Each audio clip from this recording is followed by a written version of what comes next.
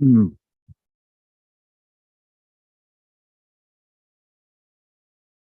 Yeah, we are in the building. Happy Saturday. Welcome. This just may be another marathon. Yeah. This just may be another marathon. So let me put this in chat. What's good? What's happening? What's cracking? What's going on? Peace to everybody in the building. What it do? What it do? Let me turn this air thing off. Going out there in the world today. I don't know what you're talking about, Craig. You ain't chopping up nowhere. You're stunting. Yeah, man. Peace, barn dog. Yeah, man. I tried to get bottom kitten to come through, bro. He don't want to fight. Went on his channel, offered them some bread too. He start running and purring, going back in his internet Indian catnip. You know what I'm saying? Start taking his how you call it, the catnip. Start taking his catnip. He start jumping all around. You ran for me. You gotta wait for me. No, it's my birthday. I don't wanna. Y'all pay you. No, man, it ain't too serious. So, you know, some of the things we go cover today is his claims. He said the Underground Railroad is a European operation. Said the Underground Railroad don't got nothing to do with the story the way we tell it. See, everything got to be a conspiracy because he admitted on his live that he doesn't have a historical record. And what I mean by that, I was like, yo, do you have anybody in the 1800s teaching what you teaching that majority of us are these native tribes and that they're making up this African story? The brother said no. After that, it ain't really nothing else to talk about. Because you admitting that you made that up. You made it up. But anyway, we're going to be talking about this Negro term. We're going to be talking about the Underground Railroad. And one of the most dumbest things he said was that there is no African culture in the Americas. I swear to y'all, I'm not making this up. I swear to you guys, I am not making this up, bro. Your man said there is no African culture in the Americas. But, before we set this off, we know we got to set this off the right way. We got to set this off the right. And that man been scared of me. You know how much somebody's scared of you? They give you props and all that. You know what I'm saying? And they say little things. They're like, yeah, you know about boy. Yeah, we're going to listen to him. You already know what I'm about to play. You already know. And then after that, we're going to get straight to the information. But this is a total destruction of these Aboriginal claims these guys be making, man. It's crazy. It's crazy. But you know how we got to start it off. You know how we got to start. New Black Knowledge is over there right now calling you niggas out, saying y'all Aboriginals is fake, and Africans was over here running shit in the 14 and 1500s. Facts. None of you niggas gonna show up over there. You won't. I hope you show up, Aboriginal power. He did. I hope you show up for me. That's all I'm saying. I hope you show up for me. I'm not about to say nothing negative about him. I don't have to say nothing negative about him. The proof in the... There's a channel called motherfucking New Black Knowledge that's dogging Aboriginals. Dogging you $5 Indians. Is on motherfucking New Black Power's channel tonight. All of them is gonna drop the fat ball. There's a Pan-African right now that everybody's scared of in the Aboriginal community. Care Mayo and Rob Bourne. Rob Bourne's channel the other day I went over there to debate it for the Aboriginals, and none of them bitch ass niggas showed up over there, did nothing. None of the Indians, indigenous. Now Rob Bourne and them seen it. Now Rob Bourne and them over there calling out all the Aboriginals. Talking about Africans is over here in the 1500s. So see, now Rob Bourne put all you Aboriginals and indigenous, he about to put y'all through the test. He about to see if y'all agents or not. You don't have to accept the slave story. Just swift and snatched your ass up. I'm gonna kick you off with something back. Go ahead, bro. Yeah, a lot is riding on this debate.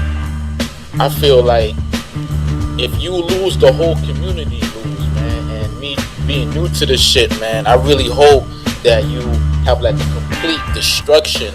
There's a lot of different angles that they're gonna come with, and you just gotta go and, you know, like figure out which one of these routes you're gonna take and then dismantle. And that's not gonna look good. You're gonna have to put in combination. This is going to be an inside fight. This, let me tell you something, this is an inside fight, and the reason why they wanted that topic is because it plays into Rob Bourne's right hand. That's all he got is a right hand. Have you put niggas to sleep with it? Yes, sir, I've watched. Motherfucker got a dangerous right hand. Say, man, nigga. That nigga got a dangerous right hand, and you still on the run. You running. The guard is in the building, and you can't take it. You saw that bag, how that's moving. That's how I'm about to beat the brakes off you right now, bro. Scared. You should be ashamed of yourself.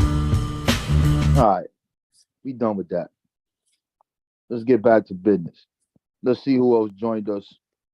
See if we have any friends in the chat. Yeah, what's good?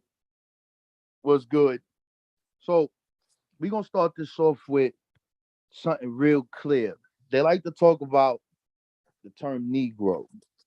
They want to talk about how whenever you see Negro, it means Indian, and it has nothing to do with people of African descent. They then run and show you, oh, look at Virginia, they classified the Indians as this and this, that, and the third, and all this. So we're going to go to the Maroon communities. Nowhere else but right here in America. We're going to look at some things today. We're going to look at them goddamn census records. We're going to pull it up. But the first order of business is, and we all should be asking this question is, what is the purpose of the census? They send those letters to your house to this very day. You don't think that they already enumerated you and know who you are? Don't you know you got a social security card and this? Why do you think they want to enumerate you? Is it for just to know if you're here? They already know that. It has to have another meaning. But we're going to have to take this to the basics. We got to go to, because these dudes is, yo, yeah, this is my last live I'm doing on these clowns. I can't get them in the ring. I'm going back to studying my computers, bro. I ain't got no time to be playing with these guys. But in any event, can't show you that yet. We ain't up there. All right, let's go out of here. Let's go in here. So you see this book here? So these are the books I'm going to be using today. Encyclopedia of the Middle Passage. This one right here, Maroon Communities in South Carolina, a documentary record, primaries. That the blood stayed pure. Whew. But we're going to start here with counting Americans. Let's get to business. So, because I have this in a hardcore cover book, but we're gonna start something real. We're going to get real. We're going to go to the basics. The origin of the US Census, from enumeration of voters and taxpayers to social statistics. It says the United States Census created by the Constitution as a way to appropriation the taxes and representatives of the federated states is at its core neither a scientific investigation nor an enumeration for physical purposes, Rather, it is a novel mechanism to enable the balancing of powers. Why would counting people balance power? Hmm. It also differs from European enumerations in its regular schedule. The American census was organized to serve constitutional needs. It was created with the conceptual framework that was already in existence at the time the Constitution was composed. Say what? Really? Hmm. Something that in no way less is novelty. Several solutions were available to the founders. The one they chose was not particularly remarkable in and of itself, but was notable for its constitutional role, which made the demographic weight one of the sources of democratic power. Hmm. So now you're understanding that this is a political document. But what does it have to do with enumerating? Next page. This is something that these guys like to read. And as you saw, for those who paid for the debate, thanks for the support. They read this and don't know what it means because they don't own books, they don't read, they know nothing. Look what it says. This is the U.S. Constitution. Representatives and direct taxes shall be appointed among the several states which may be included within the Union according to their respective numbers, which shall be determined by adding to the whole numbers of free persons, including those bound to service for a term of years and excluding Indians not taxed, comma, 3/5 of all other persons. Hmm. Who are the Indians not taxed, comma, who are the 3/5 of all other persons? Hmm.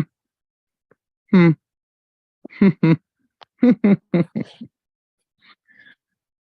These guys didn't even go to regular English school, bro. They ain't even go to public school to understand basic English. In any event, let's just make this nice and big. The United States Constitution is characterized by the balance of powers that limit each other, known as a system of checks and balances. The US Census was created to put this principle into operation. It attributes to each state in proportion to its population a number of representatives and also a level of contribution, with the idea that linking the two would encourage the states not to attempt to either inflate or diminish their numbers. So, this is a political device that deals with representation in the Congress. You idiots. You idiots. You thought it was they just running around and look, they didn't tax the Indians. No, they didn't tax you because you were not a part of the government of the United States.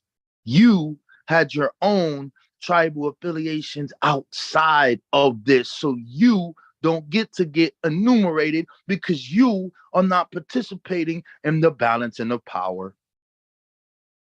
You see how simple this is? You dudes are idiots. But let's keep reading. In this way, it will permit the proportional division of the legislative powers among the states while at the same time containing an internal mechanism of control that aimed at preventing manipulation of the figures. In 1787, Americans were already aware that their rapid demographic growth would be the source of imbalance, especially because of the different patterns across the region.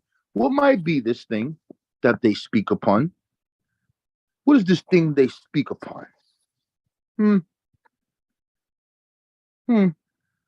Let's take a look. The Constitution distinguished three categories of residents according to their legal and political status. Free persons who were fully enumerated, including indentured servants, black slaves who were not named but rather designated negatively by the formula all other persons. So now we know. Now we know. But let's keep reading. and Indians.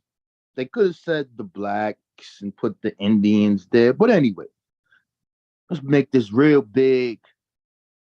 And Indians excluded from the census because they were not taxed and were outside of the national community. Does that make sense?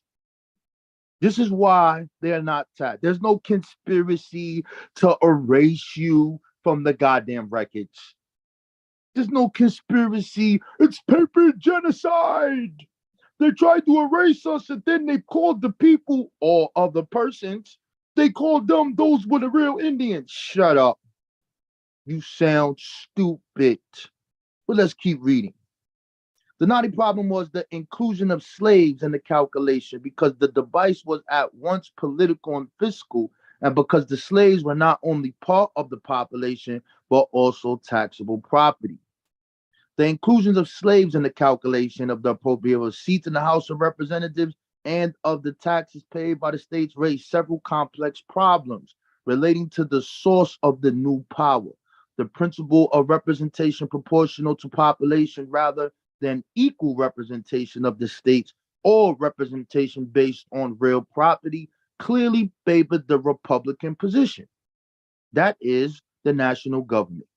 Slaves found themselves at the heart of the problem, a question that was resolved by the 3/5 compromise. Oh, they called you a 3/5 of a man? It's not yes and no. But let's keep going. The solution proposed by James Wilson of Pennsylvania grew out of a proposition that he had made in 1783 to replace Article 8 of the Confederation. If political, let's blow it up some more, if political representation was proportional to population, contributions needed to be established in appropriation to the wealth of the states. But it was much harder to measure wealth than the number of residents. The slave states did not count their slaves for the appropriate of legislatures in the state assemblies, but to exclude slaves from the appropriate of taxes at the federal level would have given those states an unfair advantage. The problem posed by slavery at the time was not only that the representation, but a fiscal problem arising from the ambivalence of slave status.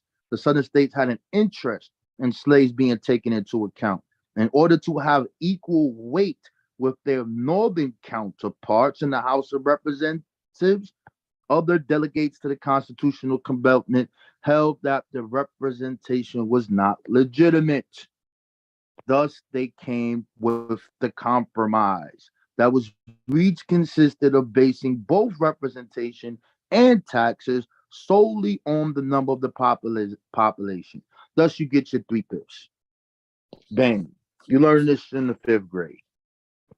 You learn that in the 5th grade. But we're not done yet. Let me see. Where are we going to go now?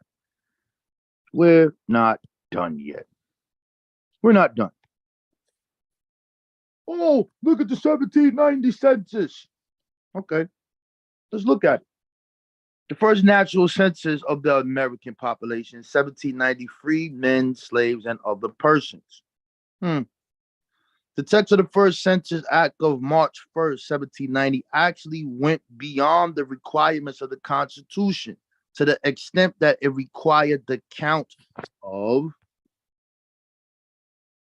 residents, omitting in such enumeration Indians not taxed, and distinguishing free persons, including those bound to service for a term of years from all others, distinguishing also the sexes and colors of free persons and free males of 16 years and upward from those under the age.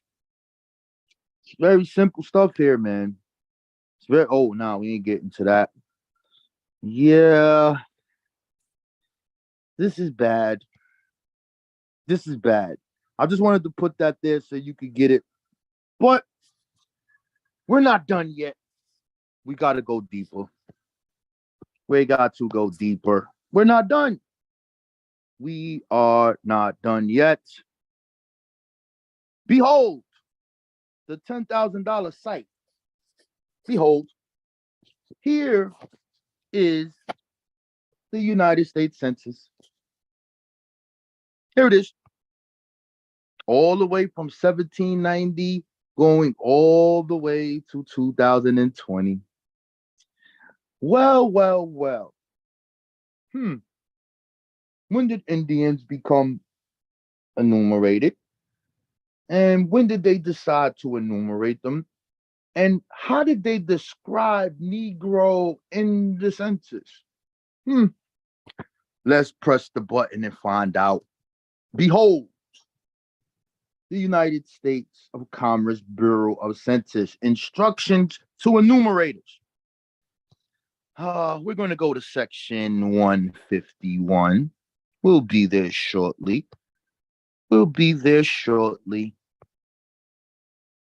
I don't want to pass it, so I don't want to scroll down too fast.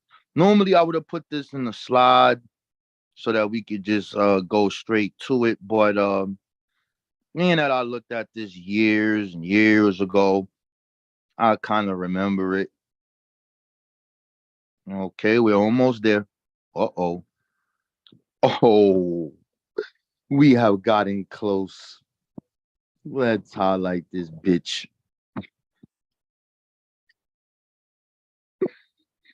We got to highlight this. Come on, let me highlight it, man. You don't want me to highlight it? I can't highlight. Oh, they won't let me highlight it, but I'll make it big enough. All right. Here's your census, guys. Negroes, a person of mixed white and Negro blood, should be returned as a Negro, no matter how small the percentage of Negro blood. What? So a mulatto is a Negro? A white person and a black person is a Negro. You dudes scream eugenics from the top of your goddamn lungs and don't understand that this whole census is the foundation of it. You dudes are stupid. But let's keep reading. Both black and mulatto persons are to be returned as Negroes without distinction.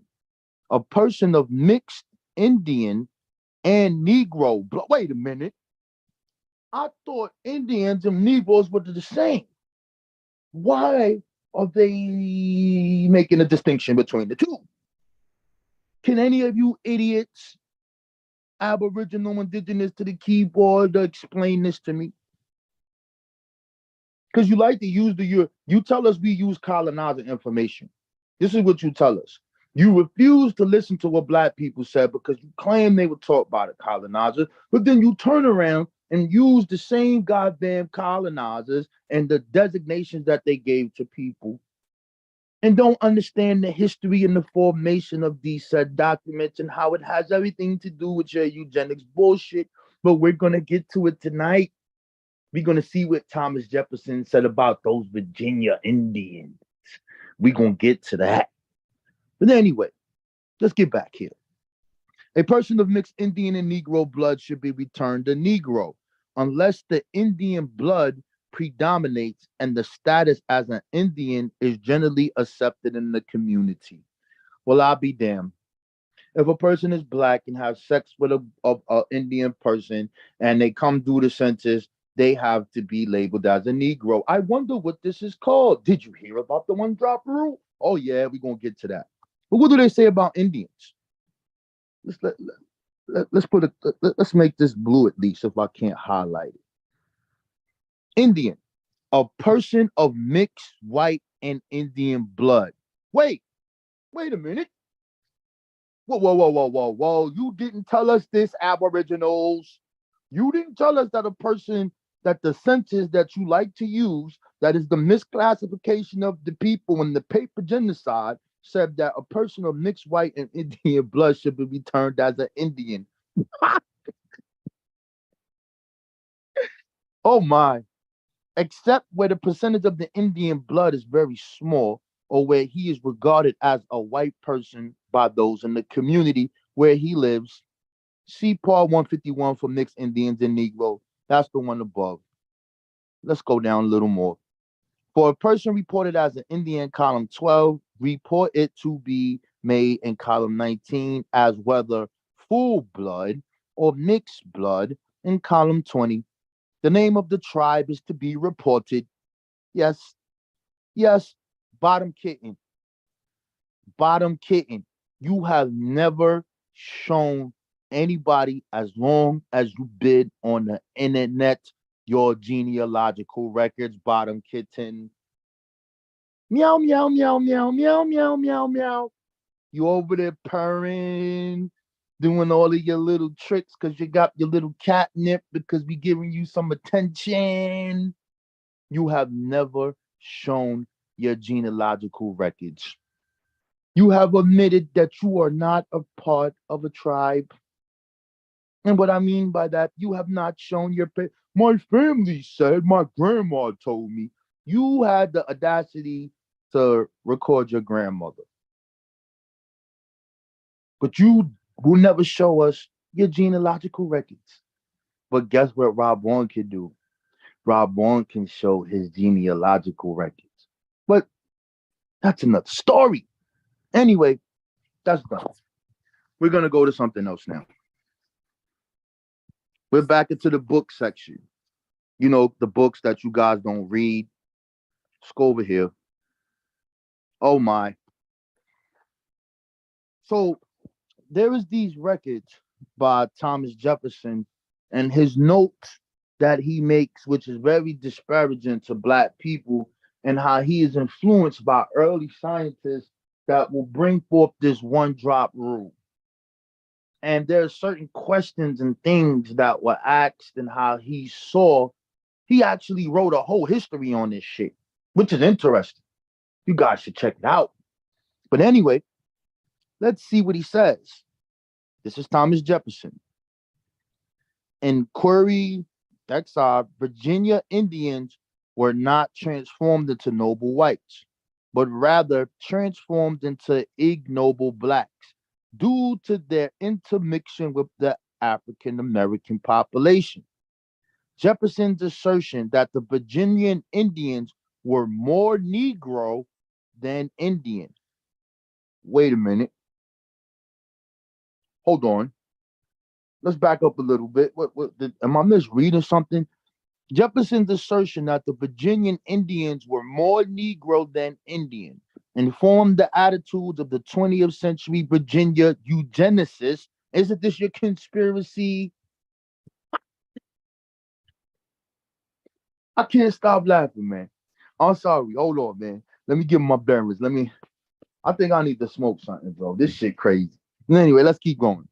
Informed the attitudes of the 20th century Virginia eugenicists, whose mission was to preserve white racial purity by any means necessary.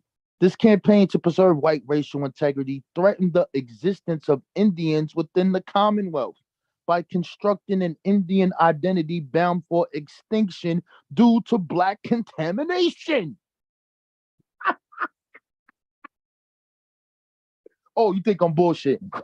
Hold on. Let me pull his notes up, just in case you think I'm bullshitting. You could get this on the EDU site, just in case you think I'm bullshitting. We gonna pull this up right now. We not gonna play around. Just in case you think I'm bullshitting. Oh no, that's in the book. Yeah, it's in a book by a black Indian. But we gonna get right to it. Hold on, y'all. Hold on. Let's go to it. Let me put Thomas Jefferson in here. Thomas Jefferson. You gonna see Virginia State pop up, EDU, probably the first goddamn joint. Bang, right here. Chapter 11. A description of Indians established in the state. It's just Thomas Jefferson. He talks about all these dudes. They got census records here showing you who the tribe. You niggas ain't never show us this. Why you ain't never show us this, bottom kitten? You told my man Cujo that the Chickahominy was some European. That's not what this say. Anyway, right here. So he talks about the Chickahomies removed about the year 1661 to Mattapony River their chief with one from each of the tribes of the. Hold on, because I want you guys to see this. The chief with the Pamanukis and whatever.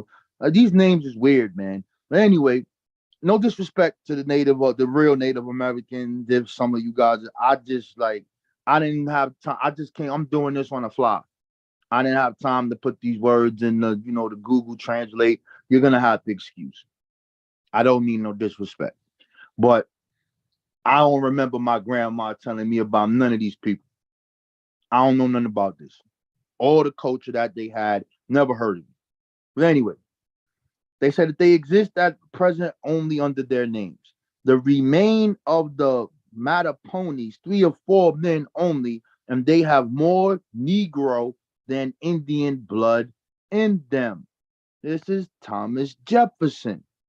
They have lost their language, have reduced themselves by voluntary sales to about 50 acres of land, etc., etc. Yes. Oh, yeah. You like the National Archives. Hey, you gotta look at the National Archives. We almost done with the census, y'all, because this could be boring to some. But this is the archives.gov. Anyway, see right here, they say Indians not taxed or not to be enumerated. The families of Indians who have what? Say what? Let's blow it up. Indians not taxed are not to be enumerated. The families of Indians who have renounced tribal rule, who under the state or territory laws exercise their rights as citizens, are to be enumerated. This just hammers the point. For the Indians that just got tired of fighting and wanted to work with the colonizer, they were allowed to be enumerated because they now are participating with the formation of the United States government. Yes. Yes. So stop saying this stupid shit and don't read the whole goddamn thing. I really think some of y'all didn't get out the 5th grade, bro. Anyway, we're still dealing with the Negro. We done with the census. I'm out of here. So now, I need to blow this book up real close because you guys got to get it. Anybody want this book or these books I'm showing? You know what to do. Get the cash out. Look, Maroon communities in South Carolina, a documentary record.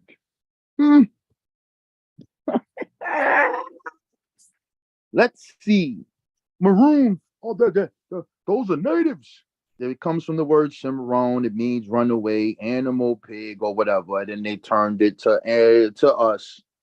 Yes, you had some natives who were working with the Africans, and it goes back and forth. But anyway, we're going to look at some primaries. So now, these are reproductions of the primary records. So here it says Maroons led by Sebastian, the Spanish Negro, 1711. So now, before we get to that, you got to understand that Spain is in the Americas and they're fighting the British. And basically anyone who seemed to run away, they would label them. They had to put it all on these people. Could be, could not be. But this is something that is going on in the Americas. But this is 1711. The House being informed that there are several Negro runaways from their masters and keep out armed, robbing and plundering houses and plantations and putting inhabitants of the province in great fear and terror. I want you guys to also understand that Maroonage was the biggest threat to the slave plantations and institute. Yes, black people, you helped end this. They did not have a change of goddamn heart. It was you. And they wrote about you. They're talking about you right here. They never intended for you to read this. So there goes your conspiracy. Let's keep moving. Resolved by the House that the governor be addressed to take official care to apprehend, take, suppress ye runaways and to assure his honor that this house will at times be ready. Let's see what happens June 21st, 1711. Read and addressed to the governor to request him the issue forth his commission to prepare money to apprehend, hunt, and take the runaway Negroes and to employ a number of Indians to assist them. Hold on. Wait a minute. Negro, whenever you see Negro, it means Indian. Who are these Indians that they are hiring to capture the dudes that's trying to tear this shit to the ground? Yes. October 10th, 1711. Constant complaints since ye last meeting of diverse pieces of this providence, of the barbarities, felonies, and abuses committed by some runaway Negroes on our inhabitants.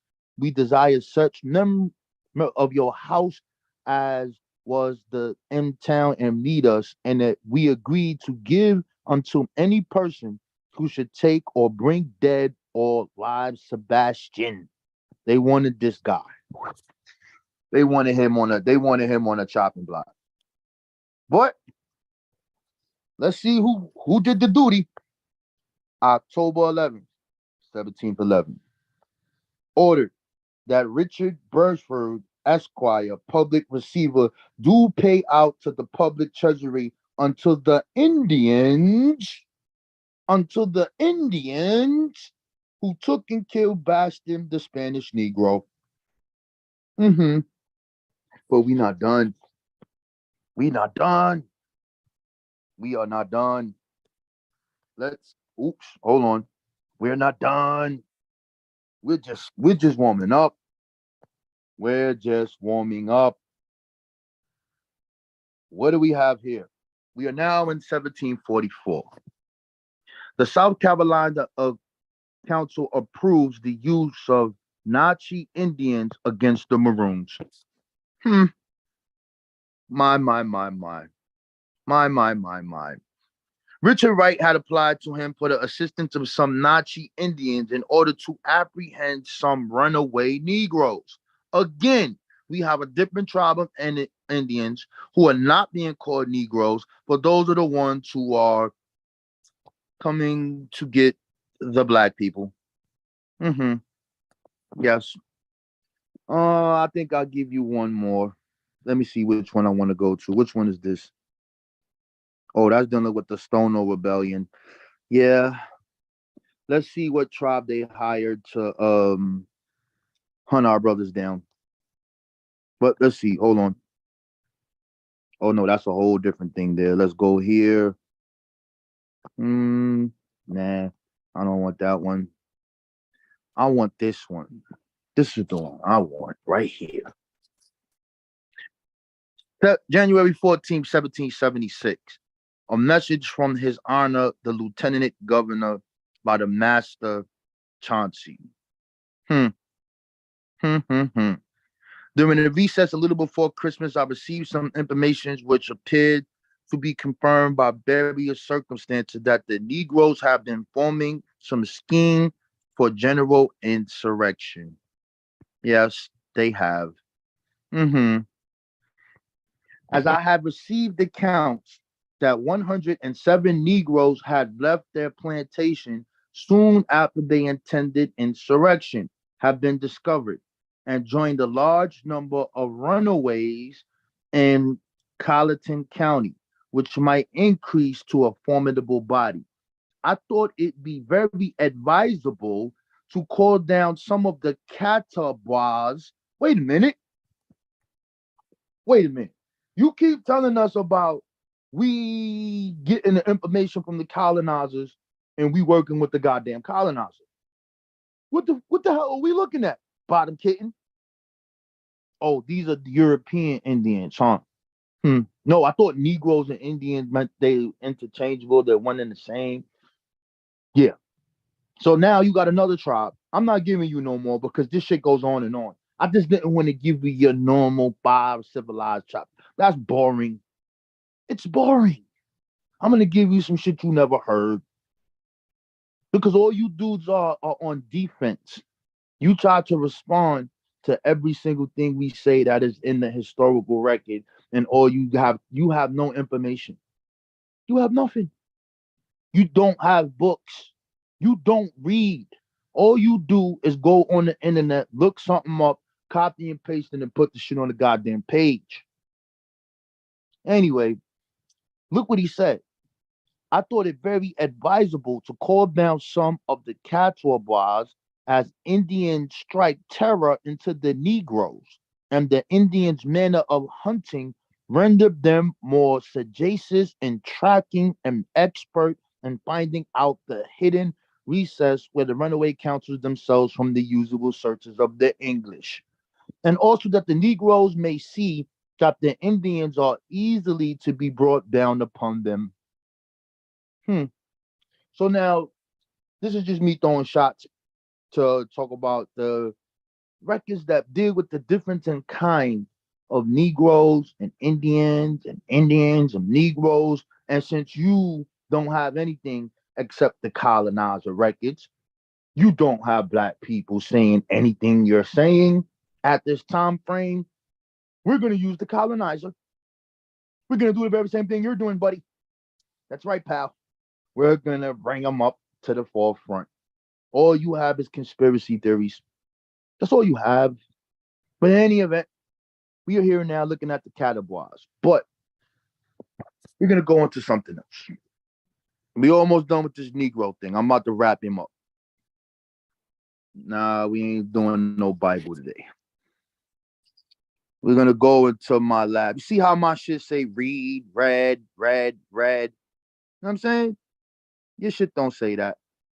You don't have no, you're not even, you too young, bro. What's the name of this book? And I'm doing this on the fly, homie. I'm gonna find it. It's in here. I just can't think of the name. As Yamasi something. I'm gonna find it. I'm going to find it. Give me a second. You're not getting off the hook. Where now? It can't be down here. Where is it? Where did it go? Where's my book at, man? All right, let me put Y in here. YA. No, it ain't gonna come up that way. Hope y'all doing good out there, man. We just warming up, man. We just warming up. What the hell is it? Ah, here it is. The Yamasee Indians. Okay, let's open this. All right.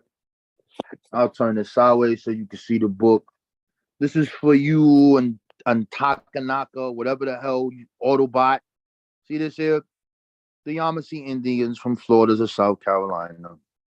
Okay, what do I have underlined in here? Oh boy. Africans reported into Carolina. Blah, blah, blah. We're going to talk about this area real quick. But again, I'm doing this on the fly. Here we go. Okay. Let's turn this way. Oh. All right. So we know there's a war that happened in 1715, and there are people of African descent who are fighting. Here's the names of these people. It says,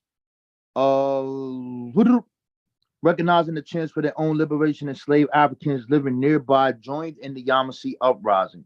Unwilling to recognize such agency, Carolinians reported that their slaves had been taken.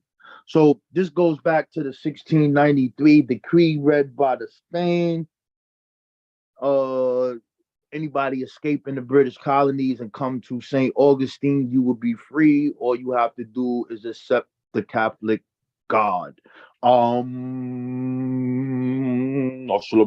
Jesus, and you're free. That's all you had to do. This was a real issue, and this is why you saw the Stoner Rebellion. This is where they were going. We have their names too. Oh yeah, I'll pull that up later. In any event, let's keep reading. Unwilling to recognize such agency, Carolinas reported that their slaves had been taken. Initially, it seemed they might succeed in eliminating the English colony. After military reinforcements from Virginia and North Carolina helped turn the tide for the embattled Carolinians, the Yamasee sought refuge among the very Spaniards they had once harried. Yamasee's chief, Jospo, and Pero Bravo and their African allies fled southward together to Spanish Florida, where they hoped to claim their religious sanctuary others had earlier received. The Reverend Francis Lee Giles letters of October 5th, 1715, to the Society for the Propagation of the Gospel in Foreign Parts reported that the father of the famed Yamasee, Prince George, whom Denise Bossy writes was by that time safe as St. Augustine. So you tell us, oh, them African niggas is Christians. Well, guess what, homie?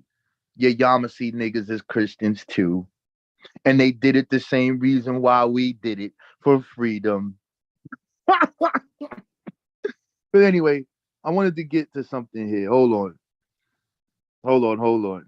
I want to find something here. Okay. Now, remember that Yamasee chief? His name is Pero Bravo. The African Pero Bravo, gifted to Ayala, may have been the most significant of them, later to be baptized as Francisco Menendez, and the remaining three may have been Menendez, later subordinates at Mosaic. Anyway, this dude lied.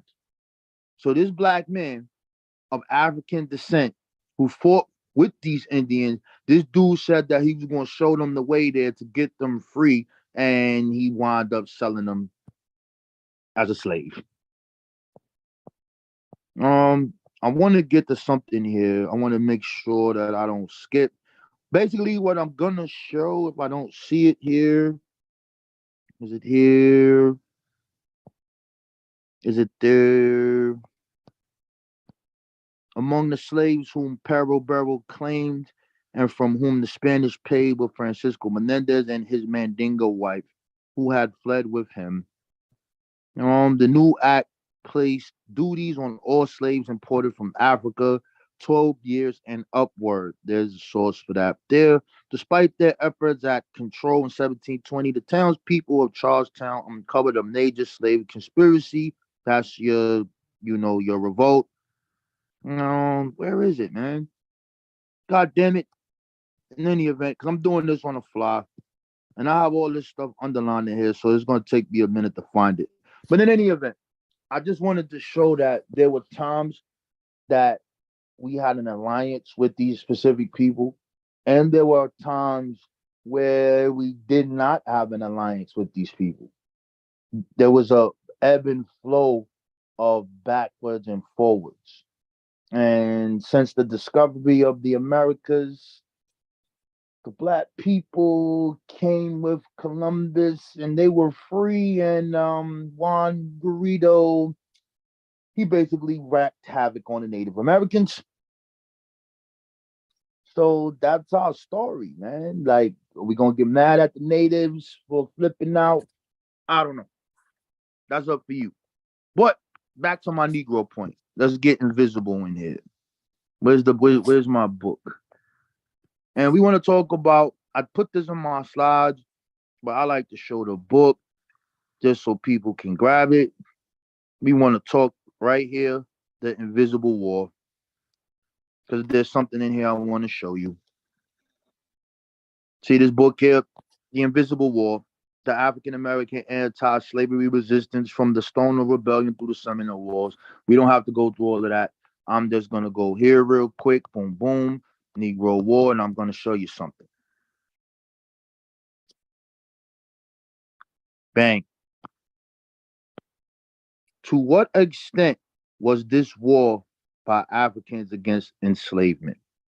Captain John T. Spur wrote the following: the Negroes from the commencement of the Florida War have for their numbers been the most formidable foe, more bloodthirsty, active, and revengeful than the Indian. Furthermore, General Andrew Jackson had referred to the First Seminole War as the Savage and Negro War.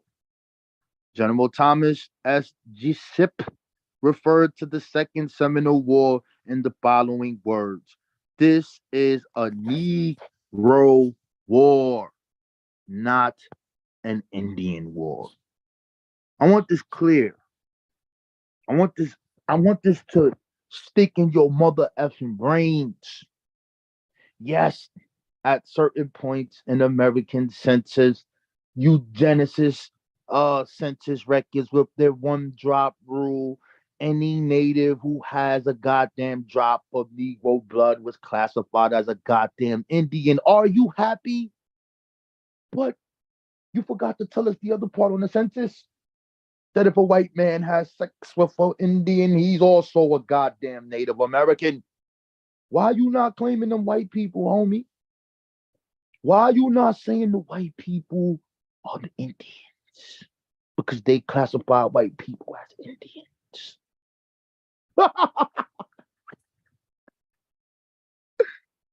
Woo! But there's something else in this book we need to look at. Hold on. Hold on. Hold on. Hold on. Hold on. How would I find that? God damn, I got a whole bunch of shit underlined in here. So I want to look for the map, because there's a map in here and I want to show it depicting Augustine. Is this it? God damn, this dude sauced out. Is this it? No. That's Fort Mosaic. No, let's go back to map. So remember, guys, this is on the fly. I just had the Aboriginal kill bug, and I wanted to come on and show this, but I'll find this. I'm not leaving until I find this. Okay, I know what to do. Let's put Bowley. Is that how you spell it? No. Towns. Let's do it like that. Okay. Bang. Here we go. Is this it?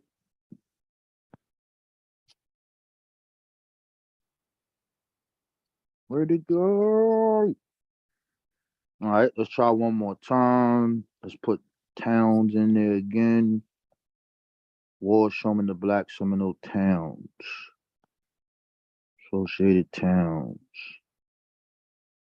Ah, you thought I wasn't gonna find it. I got it. I got it. So here's a map, right, of this Florida area. You see St. Augustine over here on the right, labeled as number 2. You see the Gulf of Mexico right there. And, you know, even from this Florida area, there's something that they have here calling Finding Angola. But you also have another part of the Underground Railroad that we're going to talk about. It's called the Saltwater Underground Railroad. We're talking about them Africans in this same area in 1812 who fought this war, who went to the Bahamas, my homeland. This is why my genealogy is going to kill you. It's going to fucking destroy you, because I can show my shit, and bottom kitten, you haven't shown a record yet. Anyway, I'm just going to look at the historical record. Let's keep moving. So now, you see black fort settlements, Negro fort. You listen to the native, these Aboriginals online, they're going to tell you that means Indian. That's what they're going to tell you. So Negro fort at Prospect Bluff, that's number 1. Where's that at? That's right here, close to Panama City, over there. And you see Fort Mosaic, number 2, that is over there. Black villages. These are the people of African descent. You see the towns: Mulatto Girls Town, Payne's Town, King Hager's Town, Big Swamp, whatever, I don't know how to pronounce that, Bogey Island. Seminole Village is with black residents, Bowlegs Town, all that other stuff. But these dudes don't tell you about this. They they don't notice how they never open a god. And yo, son, it's bad. It's very bad. But I just wanted to show you that. So I'm done with my Negro spill.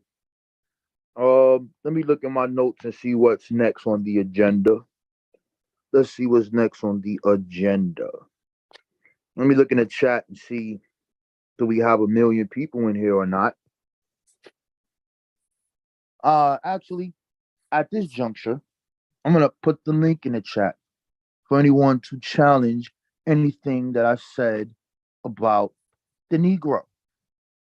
And then after that, if there is no takers, we will move on to the next subject. Okay. Share. Nope, you don't want to share screen. And participant. Invite. Let's put copy link. I'm going to put the link in the chat for anyone who wants to join and challenge the information. Here goes the thing. Let me see who's in here. Peace to everybody. Not a coincidence. T 764, Culture Trend, Jesus Crisis, Gullah. Yep. Eric Graham. Culture. They have lies. I don't know what that means. You niggas ain't slanging no. Salute. Raul. Yeah, I'm waiting for these guys to come in. I just dropped the link, Gullah. The link is in the chat, babe. Nah, Matthew, get out of here, bro. Why you gotta come in here, son? Like you are out, you all over the place. Who else we got, man? Let me see. The link is in the chat, bro. Hit the link. Let me see who else is here. Anybody else? Bottom Kitten ain't hitting that link. He know better than never come his ass over here. So the link is in the chat. For those who don't want to come in on the live, do you have any questions? Put it in the chat about what I'm speaking about as far as Indians being called natives, about the census, what these idiots never told you about, and how it's a political document that deals with the balancing of power between these House of Representatives, which is why you get a census put under your door, but some of these idiots don't sign it, and then you wonder why you don't have representation in your goddamn community, you idiots. What you got, Matthew? What you got, man? Hey, what it do, Raw Born Peace, man? Honorable admiration, everybody out there who, think they know who they are, and those who know they are, man. It's all love. It's all good. But I still have to say that there are a lot of people in Africa, many tribes that y'all connect yourselves to, who are not from that part of the world. And I've been waiting for some Pan-Africans, Afrocentrics, to refute what the people over there have told me about the foreigners in their land who go by the names of Igbo, Hausa, Fulani, and all that other good stuff, and other places in Africa. I'm still waiting for y'all to start bringing out that information about those tribes that say that those other tribes are not from there. And it's funny that majority of y'all say y'all DNA goes to them. All right, listen, bro. You're completely off topic, but I'll indulge you for 2 minutes, and that's all you get. Fam, we all know that people migrated to West Africa, fam. We all know, as of now, how long people been over there, fam. Since you don't like DNA, we'll look at it, and you have what you called your ghost DNA there. And what does that mean? That means that they have never really been able to get an ancient genome from people because of the land changing from forest to not a forest. But they happened to get two boys, one 4,000 years old and one 6,000 years old. And by old golly, has that changed the whole out of Africa theory? They saying that these people been over there since 300,000 BCE. That is a hominin or thing that they're not sure who it is, but they found this and this is what it is. So now that we know that, they identified part of them called the Aka. Hold on. They, who is that?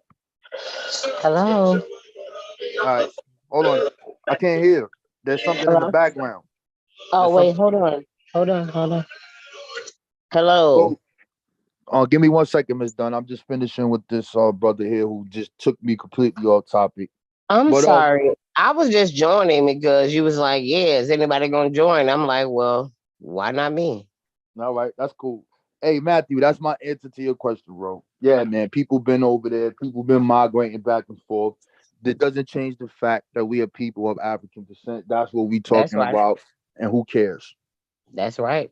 I Get 'em. appreciate your answer. And you know, Get 'em, the right people boy. over there disagree, but I appreciate your answer. Get 'em. Get 'em, right boy. Hey Get yo, 'em. He Matthew, can't get me. have you hey yo, Lotus. He got you. He got Lotus, you. let me ask you one question. And this is it.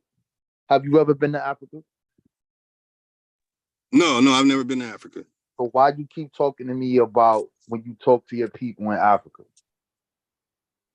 Because they're actually from there, unlike most of the people over here in America that claim ancestry to there. Okay. And what is your ancestry? Well, I mean, I got ancestry from everywhere. I got ancestry from over here, ancestry from over there. I got a lot of ancestry. I actually know my ancestral lines. What is the majority of your ancestral line? I mean, that's a lot, but majority on my father's side are from America. On my mother's side, it's like 30-70. What's 30-70? Ancestry from France, a lot of parts in Europe. All right, Lotus, you gotta go. You What? was Hey, scared what to the say hell out there? you was scared to say that you were so quick to jump on your European ancestry. You talked about your people being from here, and your ass did not want to say anything about African descent. Goodbye, brother. I'll talk to you another day. Because they're Matthew. Matthew. Hey. That name All right. fits you, Matthew. It's Mateo in Ethiopia. Now you want to talk Ethiopian. The real name of Africa, by the way. But all right, y'all, I gotta get back to work. I'll beat y'all up another day. Yeah, enjoy yourself. Have fun. Oh all my right. God. What you got to say about this stuff, Miss Dunn? Rob, I just want to say that I don't understand how they keep coming for you. Like, first of all, this stuff has been talked about. Like, we wasn't even born. They've been talking about this forever. Why do we got to keep going through this? What is going on? Why do we got to keep going through this? We the only community that deal with nonsense. Real talk. Everybody else is just living their best life. But Black folk is always some goddamn problems. Why do we got to deal with this nonsense? We got to deal with flat earthers, all type of motherfucking idiots. Why we got to do this? I don't know, man. It's all craziness, man. But yeah, I've been rocking with you. You know I rock with you, baby. Yeah. I'll just waiting for these dudes to come up here. I don't just know how came on because you was like, yeah, who coming on? Don't nobody want to come on. I'm like, you know what? Let me come on because I'm bored. Shit, I'm off today. I ain't got nothing to do. Fuck it. Yeah, man. I just wanted to beat that Negro with Indian shit to the ground, man. Please beat him. And Ugumbola was good, man. What you got, bro? Haven't talked to you in a while, man. You know, I don't do that clubhouse shit no more. That shit is too inclusive. That shit is too inclusive for me, bro. too much. First of Man, all, I ain't been on the internet either, that's bro. too What's much. going on? That's too I got to much. holler at you anyway. Yeah. Uh-oh. All right, what's good, Ogun? What you got for us, man? What's up, Brody? I just came on. Did this guy say Yes. that Igbo people are not from West Africa? Yeah, he said that dumb shit. Wow. Wow. First of all, like Get him. this the problem, bro. You know, and I'm gonna just keep it surface. Like I'm talking to Danny and shit, man. But you know, we can sit here and like wonder, like I just heard the sister saying, like, what's wrong with these people? But y'all have to understand, Yes. like, Yes. I'm not being funny, but like, bro, the cuts to public education. You get what I'm saying? Like, Crazy. a lot of these people in these cities where public education has been defunded. You get what I'm saying? So a lot of these folk, bro, really didn't graduate high school. And I'm not saying nothing wrong with this, because some of our best, I know shit. Yeah. Some of my best folk don't have a high school education, but they're not ignorant. That's right. As these people is. And Rob Boy, you That's know, right. just like anything else, bro, the internet indoctrinates people. That's right. You know, look at the political climate. Look how people get indoctrinated through the internet, bro. You feel me? So, like I put in the chat earlier, I say, bro, you really preaching to the choir. You know what the indoctrination going on there right now? On TikTok, Felmo. Right now, you got a motherfucker Aboriginal live, and it's 2,000 people in their chat room. Baby, that's crazy. You feel me, bro? That's crazy. So that's crazy to be misinformed. Like they with it. Like that is just amazing to me for you to be misinformed and you with it. But Ain't that crazy? But the thing is, those sis, it's not just black people. It's an American. It's an American problem. You ain't lying. You ain't Education is not valued. You ain't lying. So you see what they doing? They trying to eliminate everything as far as history. Right. So I say, I don't want to, you know, dive too deep in it, but you know, I'm gonna just keep it surface level. But you actually do, because they trying to erase everything. They don't want to deal with they shit. They trying to erase everything what they did to establish this country. Permission to ask a question, Rob Bourne? I don't want to interrupt without, saying permission. Okay, the same thing.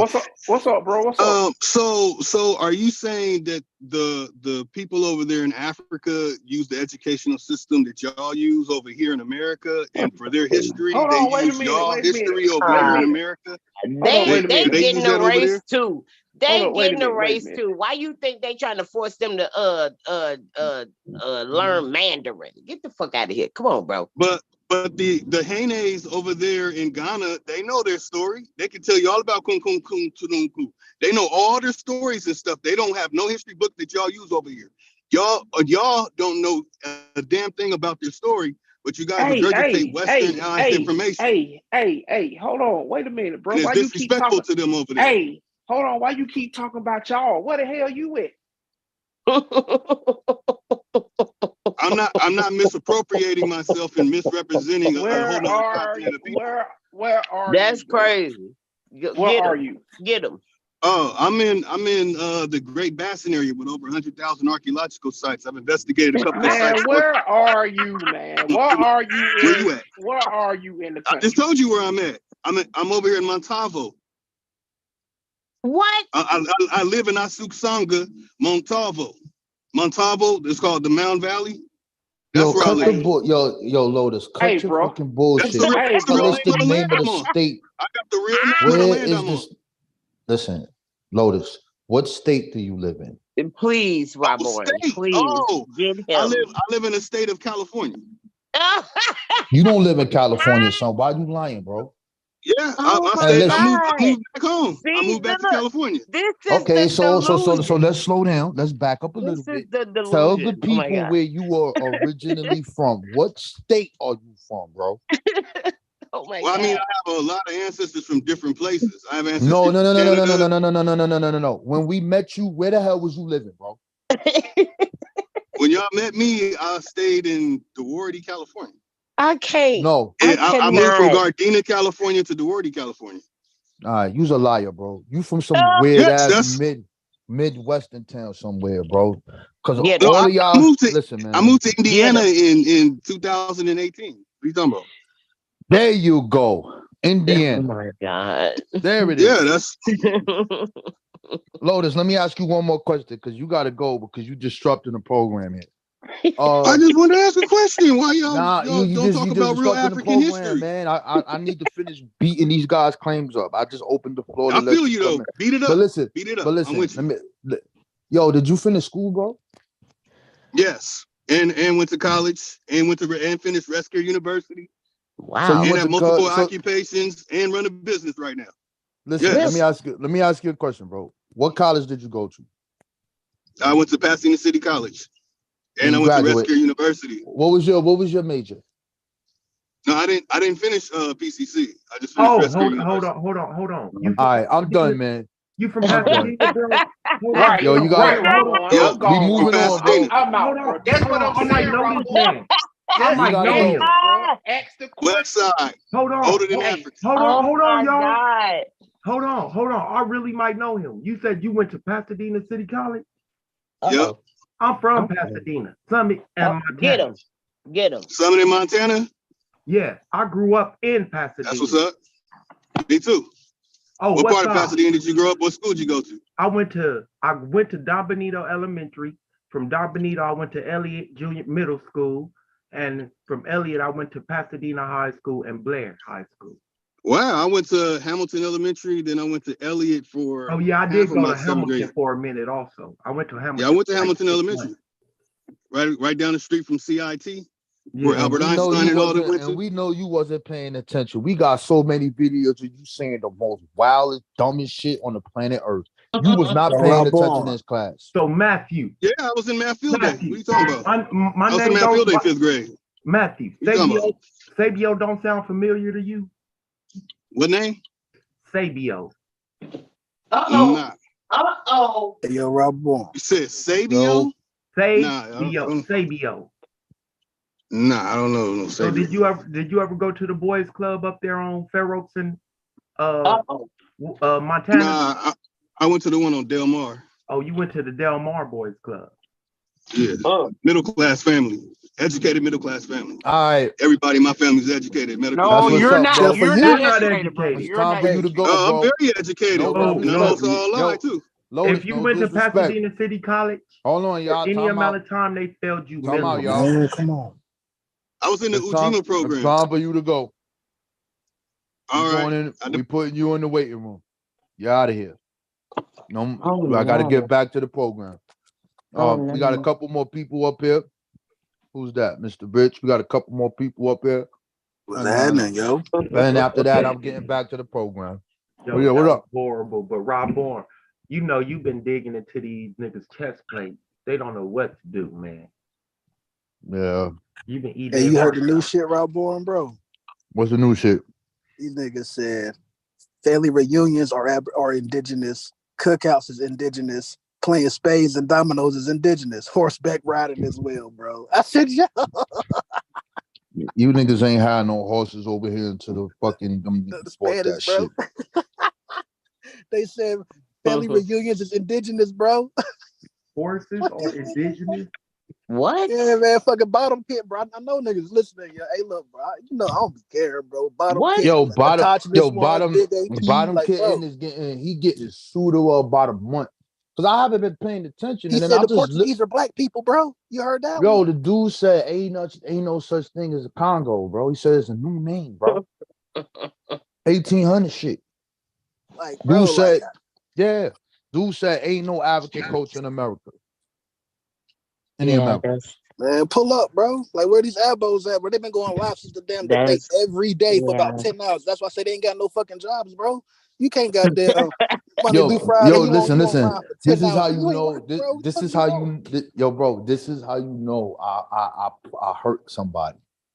Son, they've been doing you sure 11-hour do. You be hurting. lives, bro. You be hurting. You sure 11 do. hours back to back. Every day, bro. That's Trying crazy. to, you can't stomp it out, bro. You can't erase it, bro. Hey, look, the motherfucker yesterday said, check the number. Somebody went on a big Aboriginal power show. I guess he wasn't an abo or nothing. He was like, you already got beat up. He was like, the numbers is out, the results is up, nigga. Yeah, you lost, fool. What you talking about? Like, these niggas say anything, bro. And they followers is dumb as shit, man. For real. The Portuguese is black. The fuck, man, really? That shit retarded as fuck, bro. These niggas ain't got Portuguese was black. What? That what he mouth say, Sabio? That what he mouth say. Damn. Like it's getting crazy, bro. But I want to get to this Underground Railroad real quick. This idiot, bottom kitten, purring over there, jumping all around because I came through. So I guess I'm his catnip. Rob on, wait a minute, Rob on, man. Rob on. Hold on, we got to do a commercial break. We gonna listen to Top Cats. We know you scared. So I'm from the hood. I'm from the hood, bro. You know when a person is scared of you, son. They start saying shit like this. They start doing shit like this. I'm gonna show you what they're doing. I meant to put them on the 6ix9ine shit when you get stomped the fuck out, you heard? It ain't too late. It coming. Yeah, we gonna do that one. Hold on. Let me share my screen. We gonna go right back into the I had to step out for a second too, so pause. So, but yeah, hold on. We gonna go back over here. Let's go to where my shit. We gonna fast forward to bottom kitten. New black knowledge There's a commercial break. is over there. Y'all motherfuckers give New me black drops. knowledge. Let's move over. Let's move this down some. Listen to these guys talking about this debate. How much this meant to them, bro. You don't have to accept the slave story. Just swift and snatched your ass up. I'm gonna keep you off and come back. Go ahead, bro. Yeah, Allah is right on this debate. I feel like if you lose, the whole community lose, man. And me being new to this shit, man, I really hope that you have like a complete destruction. There's a lot of different angles that they're gonna come with, and you just gotta go and like figure out which one of these routes you're gonna take and then dismantle. And that's not gonna look good. You're gonna have to put in combination. This is going to be an inside fight. Let me tell you something. This is an inside fight, and the reason why they wanted that topic is because it plays into Robbourne's right hand. That's all he got is a right hand. Have you put niggas to sleep with it? Yes, sir. I've watched it. Motherfucker got a dangerous right hand. This is how you know somebody's scared of you, y'all. This dude is like, yo, Robbourne got a dangerous right hand. Has he put niggas to sleep with it? Yeah, I witnessed it. This is when you know somebody's scared of you, bro. Yeah. But we got a new person up here, brother Rich. Did he leave? Yeah, he's still there? I'm gonna let you add. Hey, what's going on, Robbo? I'm gonna let you add on if you got any questions or the stuff I was building about before we had our intermission. No, I wanted to one up on the albos, man, with a picture of my grandpops, right? He was mixed, you know what I mean, white, because true story, he messed me up when he was like the $5 Indian, right? Mm-hmm. And I was like, damn, because my grandpops had 2 families. But the other kids on the other side, they all on the reservation, chiefs and shit, right? So I was gonna ask the albos, man, can they give me one picture of any family member with some feathers on? Because I could do it. Oh, you know. And my mother, I'm gonna share the screen, yo. Go ahead. You know what? They not gonna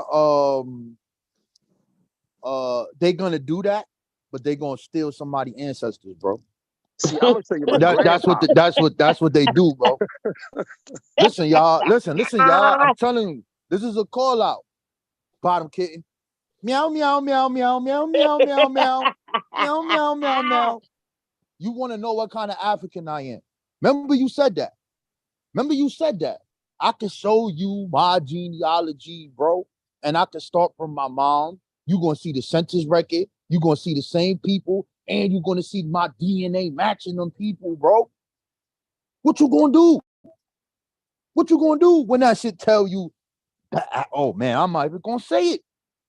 I just met some of my cousins. Really, I said, oh, shit, how'd you get over there? Did you ever come to him now? He's like, no. I'm like, yo, son, and it's parent 1 and parent 2. The genealogy is bad. Bottom kid, this is a call out. I don't want to hear your story, how you always talk with John Holt Franklin.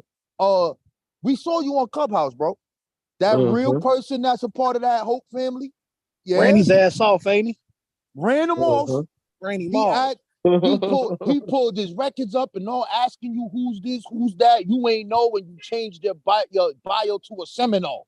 Now you some other shit. Musco, whatever the hell you is. We don't believe you, bottom kitten. It is time now for you to pull up and let's do a genealogy battle. I guarantee you we check them motherfucking census records that show you the people that live in that household, nigga. You ain't dumb. I put money on it. They be clicking away on that goddamn tree, bro. Goddamn, no methodology, bro. They be clicking away, 1600s and shit like that. Fuck out of here, bro. Ain't no way if a dude phone smarter than him, ain't no way I would trust his genealogy, bro. His methodology ain't up to par. It ain't right, bro.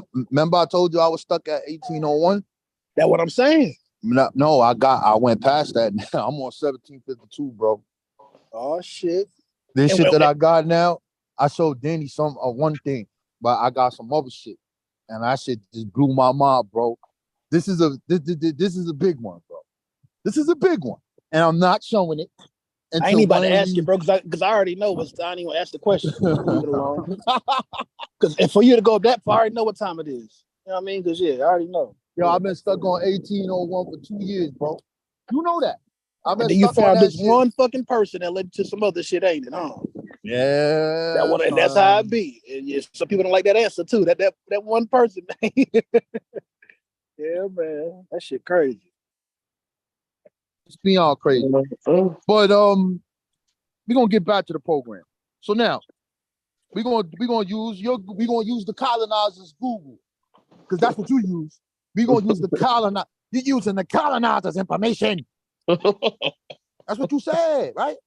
So we're gonna use we're gonna talk about this Underground Railroad tonight. We're gonna talk about this fuckboy shit you tried to pull. And you have the audacity in 2023 to tell us that the Underground Railroad is not the way you tell it. So why don't you give us the documentation and show us what it really is? You would never did that. You have nothing. You have nothing. Everything you do, you like boxing, my brother. That's why I like you. You're funny. You like boxing, but you on defense the whole time. You need an enemy. You can't just teach. You can't. You just can't do it. Can I ask you one quick question, bro? Before you go, ahead. let me ask you. We talking about Butter Kitten, right? Is Butter Kitten the same guy that came on this channel about 2 years ago talking about the title he made, Death of Pan-Africanism, was some clickbait shit? That the same guy? Yeah, that's the same guy. Oh, okay. Just make a show. Okay. Yeah, that's him. The guy with the fake university? Okay. Yeah, that guy. Yeah, CMOS and all that. Y'all, okay. Listen, y'all, I love black people. And it could be true that black people are trying to search and find themselves. But I'm going to tell y'all this real closely, yo. When you start talking about slave trade, you start talking about burial grounds, you start talking about Freemasons and all these different things of that nature, and these records are not hidden. This is not a secret science. In order to find out if somebody's an agent, you look at their actions and see what they were doing. All of these people you hear us talk about, and we show you these people, when we show you these people, fam, they working for black people. Yes, some of them were working with Europeans who were white abolitionists. So what? There was black people messing with John Brown. They didn't want to go all the way. Like some people didn't want to go all the way to John Brown, right? I don't know. But this is what it is. This is the reality of the situation. But when these people do that, There's only one conclusion that you have to come up with. These people are scamming. They doing it because it's a narrative. It's outlandish. It's a conspiracy because black people love conspiracies. We have been done dirty by this European. We have been done filthy. Every time we turn around, they did something to us. And because they did these things to us, we begin to uncover history and find out Christianity was a lie. We find out Islam was a lie. We find out everything that you probably think. You come into the scene to be like, wait a minute, Jesus couldn't have been a white man. Like, why are you saying that? Like, they from over there. Like, and then you like, what else did they lie about? So I understand your plight. But when you looking at things that is not too far in history, like this American history, and we got the people writing for themselves, you got a problem. Because you admitted, Bottom Kitten, that you don't have nobody with the narrative that you teach today. You admitted it. Once you did that, you lost. All right. We're gonna look at something real quick. We're gonna go to the we're gonna use the colonizer, as they say. We're gonna use the colonizer's technology. Because that's what you're using. We're gonna use the colonizer's technology. Let's just do a Google search. Who is William Still? You want to talk about the Underground Railroad, right? That's what you want to talk about. Who's this guy? Who is this man? Here you go right here. William Still, an African-American abolitionist based in Pennsylvania, Philadelphia. He was a conductor of the Underground Railroad and was responsible for helping 650 freedom seekers make their way to Canada. Still was a businessman, a writer, historian, civil rights activist. Before the American Civil War, Still was chairman of the Vigilance Committee. Let's keep reading. After the war, Still continued a prominent businessman, a coal merchant, a philanthropist. He used his meticulous records to write an account of the Underground system and the experiences of many refugee slaves, entitled The Underground Railroad Records. That's right. What might that be? What does it say here? The Underground Railroad Record, subtitle, a record of facts, authentic narratives, letters, narrating the hardships, hairbreadth escapes, and death struggles of the slaves and their efforts for freedom as related by themselves and others, or witnessed by the author, together with sketches of some of the largest stockholders and most liberal aiders and advisors of the road. The book chronicles the stories and methods of some 649 slaves who escaped to freedom via the Underground Railroad. Still assembled his carefully compiled and detailed documentation about those that he helped. You told me who these people helped. You asked me this retarded question. Well, how did the people in Philadelphia help people in the South? Where did it start at? This means that you want us to teach you, because everything that you talk about, that y'all talk about, is what we told you about. You ain't never talk about no Sierra Leone. You ain't never talk about no Liberia. You ain't know shit about the ACS. You ain't know nothing about none of this. You never heard of Richard Allen in your life. You never heard none of this stuff in your life. This is all new stuff to you, Bottom Kitten. It's all new. Bottom Kitten. It's all new. It's all new. It's all new. It's all new. But oh my God. That is hilarious. Let's go into my records over here. So let's go.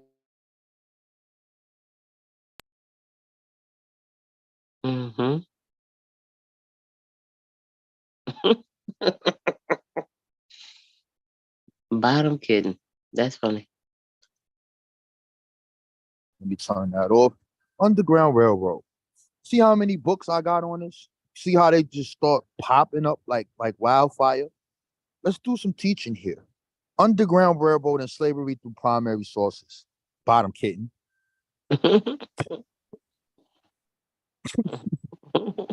Oh God, bottom kitten, bottom kitten, bottom kitten. Nah, I don't want this one. I want to go to the other one because I want to show you one person that I really want to talk about. Where he at? My brother. Either no, not that one. Is it this one? Yeah, this one right here. Yeah, man, it's crazy, bro. Oh, there go my man Box Brown there. Yep. All right. Let me see. Where my man at? Where my man Elijah at? Let's throw him up there. What is his name? Elijah, I believe it's Anderson, right? There it is. Elijah Anderson. So he's in Virginia. So remember what you asked. Look at this. That's Tennessee. That's Vermont. There's Virginia. There's England. Look at somebody in Liberia. Oops. Canada. Let's go over here. Ohio. You want to know who the you got Black North Carolina, Michigan, Missouri, New York in the building. We bombing on these people. You know what I'm saying? Kansas, Kentucky, Maryland, Indiana. Got somebody in Georgia, but I don't want them. I want my man Elijah, bro. Is this him? Here you go. Let's flip this sideways. Anderson Elijah. Blacksmith Elijah Anderson was one of the most active conductors along the Underground Railroad corridor from Madison, Indiana to Sandusky, Ohio. Freeborn in Virginia, Addison moved to Madison in 1837. The light-skinned Anderson traveled freely between the North and the South and had no fear of going into Kentucky to aid fugitive slaves. A key crossover point for his operation was the Carrollton, Kentucky, 12 miles east. In any event, this brother here, I believe he freed more than the people that they say is the founder of this. I think he got like 1,000 people, bro. If I'm correct. 1,000 people, fam. 1,000 people. But this is a black European, according to you. All of these are, you said the Negro color conventions are black Europeans. This is what you said. These are the words you speak from your mouth. But I just like to show what the people did. We just gonna look at what the people did. We just gonna look at him. We just gonna look at him. What he did? Free black man, leading conductor, according to other abolitionists such as Rush L. Sloan. Anderson assisted at least 1,000 slaves to gain freedom. That's way more than Harriet Tubman. But you get stuck on that. I want to know, bottom kitten, where is your evidence that these people are what you call Europeans? Where's that at? Where do you come up with these fantastical narratives? You don't have any. I don't even know if I want to show anything else because you're not going to show up to debate. I offered you another $1,000. You said, nah, man, I don't want to take that, man. It ain't that serious, man.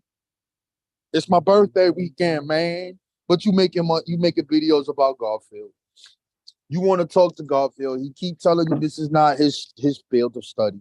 You don't want to come to see the people who deal with this. I don't even feel like going anymore, man, because the Aboriginals ain't going to come through. And it ain't no fun no more.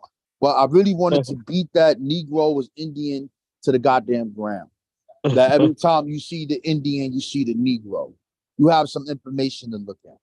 So for the people that's looking, that are in the building, what I want to do is I'm going to give you this so you can look at these things and somehow we're going to figure out a way to put this stuff in the Discord or however, so you guys can grab this information so that you can arm yourself to defeat pseudo. We want to defeat the pseudo. So we're gonna show you. Yeah, we're gonna show you some books I want you to get. Because they can't give you no books when nobody that got their narrative. According to bottom kid, we ain't got none. He ain't got none. I'm only going on your bottom kid. You tried to do me dirty when I was going to class. You tried to do me dirty, man. So I had to come back and shoot you up a little bit, bro. I just want to know where's these I don't even know what else to tell you. There's nothing else really to say to you, brother. This shit is sad, man. But anyway, let's get back to the share. Share screen. So here's some books here I'm gonna give you. I need you guys to really reach out so that you can have these books so that we could get rid of these guys, bro. Because the shit is it's going too far. And it's not hard to do it. You just gotta read. Yo, you can read one book and destroy these dudes. That's how retarded they are. Because they don't read. Hold on, I don't think my thing is sharing. Let me try it again. Okay. So I didn't really go through all the Underground Railroad. I could play my video I have on it. I might just do that. But there is one thing I'm going to tackle today. I almost forgot. You said there's no African culture in the Americas. You're going to get that today. You're going to get that shit today. Yes, it is. That's not true. Yeah, he going to get that today. He going to get that today. Yes, it is. You're going to get that today. You're going to get that today. Let me just show these books to the people real fast, and we going right to that. And after that, I'm done, bro. You're a waste of time. But anyway, let's go here. See this book right here? Book number 1. African Founders. How enslaved people expanded American ideals. This one right here. Oh my God, this book is bad. I'm gonna show you how bad this book is. Let me show you how bad this is. Let's go to contents. You see the regions that it covers? North regions, New England, Hudson Valley, Delaware. Southern regions, Virginia, Maryland. Coastal Carolina, Georgia, and Florida. Louisiana, Mississippi, and the Gulf Coast. Frontier region, Western frontiers, Maritime frontiers, Southern frontiers, blah, blah, blah, blah. All you hear is about black people, when they got there, what they did. You already saw this one, Maroon community. This one, Let the Blood Stay Pure. This book here, the Encyclopedia of the Middle Passage. You need this book. Why y'all need this book? Because if you want to do research on it, you're never going to find someone that knows everything about the slave trade. You're just not going to do it. Because the people are going to have to, you have the Dutch, you have the French, you have the British, you have the Portuguese, you got Spain, you got all of these people that play a part in it. Most scholars will focus on what was the triangular trade, what was the roots. A scholar just does that and dealing with one group. What was the things that were being traded? Boom. How were the Africans involved? Boom. Or what was the trading for? So we're gonna look at this real quick. This is an interesting thing here. See this right here? Handbooks for slave traders. Handbooks or other forms of instruction manuals for traders provided guidance on various aspects of the slave trade, including the procurement, transportation, and sale of slaves. Depending on the handbook, instructions or advice will relate to daily activities, overseeing and managing slaves, discipline measures, caring for the sick, proper amount of food, rations, blah, blah, blah. Slave traders, ship captains, and slave owners would consult handbooks. One manual carried aboard a 19th century ship, the Brick Baca, dating to 1822. So this is the illegal slave trade because it ends in 1807. Included illustrated pages showing the preferred distribution of slaves on slave decks, as well as placement of mechanicals and chains, blah, blah, blah, blah, blah. So you will talk about your green book on how to find black stuff. It's over there. You want to look and see what's Armenia. What is that? The mine. You get to see when Christianity goes there. You get to see 1482, the Portuguese established Sao George. You see they go there. But according to Bottom Kitten, those are Europeans. I don't know what you're talking about. You get to see all of these things. And it gives you documentary sources for you to go look at. If you want to find out, let's say, forts, trade forts. See this here? Barracoons, Cape Coast Castle, Fort St. Louis, trade forts. It get crazy. You want to look at castles and you want to master that shit, you got it right there. That's one book. Let's go. Education. We are an African people. Yeah, let's get to this. You call these people coons who say that they are people of African descent. Where is the black Aboriginal niggas? Where they at? In this struggle. Independent education, black power, and the radical imagination. Let's take a look here. Let's take a look. Where's that page at? It was just on the screen. Oh, let's go right here. Look at this.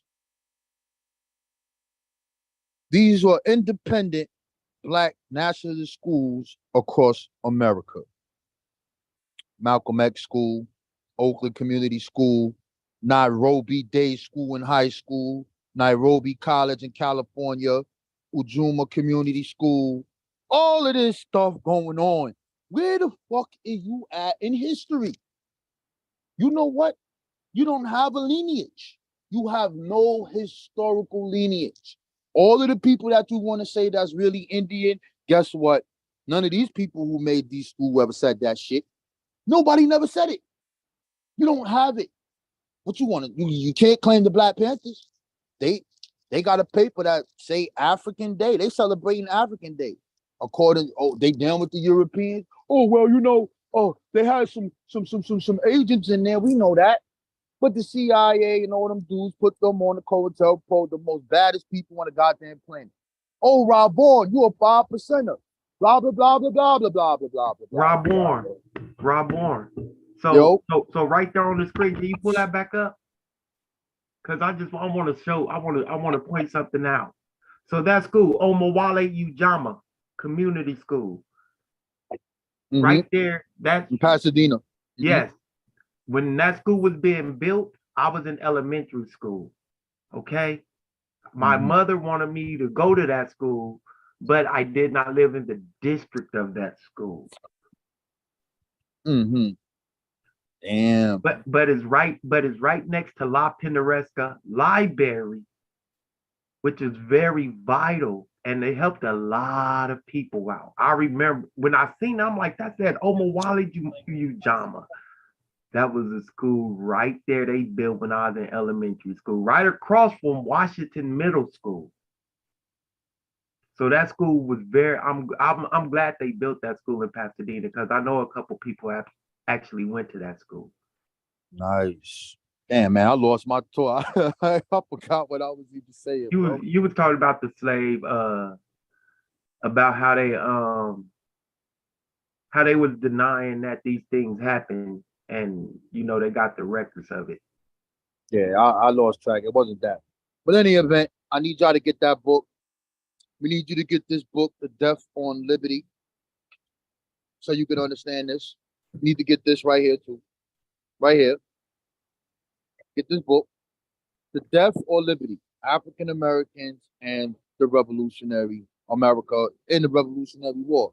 You'll also find about Indians who were in the Revolutionary War. And the list goes on and on and on and on and on and on and on and on and on. But I think I did forget something. I forgot something. And let me see if I can find it. You know what? I did forget something. Let's do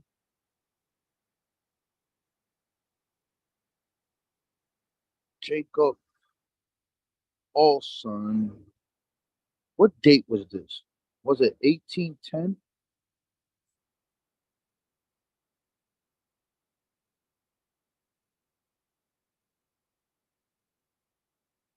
What year was this? 1819. Make sure I can't remember them. I'm gonna get it though. Hold on. Narrative African.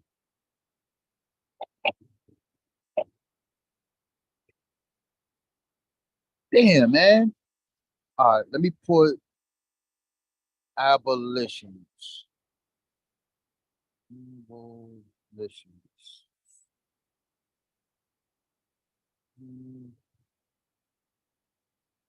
Why is it not just popping it up, man?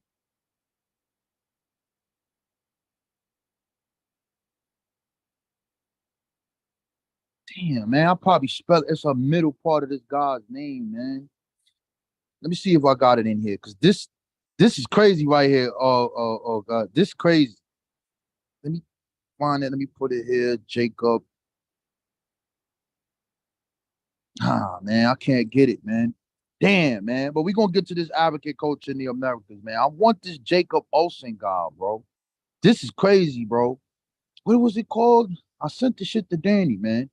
Jacob Olsen, African origin. That was the name of it. I got it now. I believe that's it right there. African origin, put images. No, I can't find it, man. Am I spelling this dude's name wrong? Jacob Olsen. Oh, let me just put Olsen.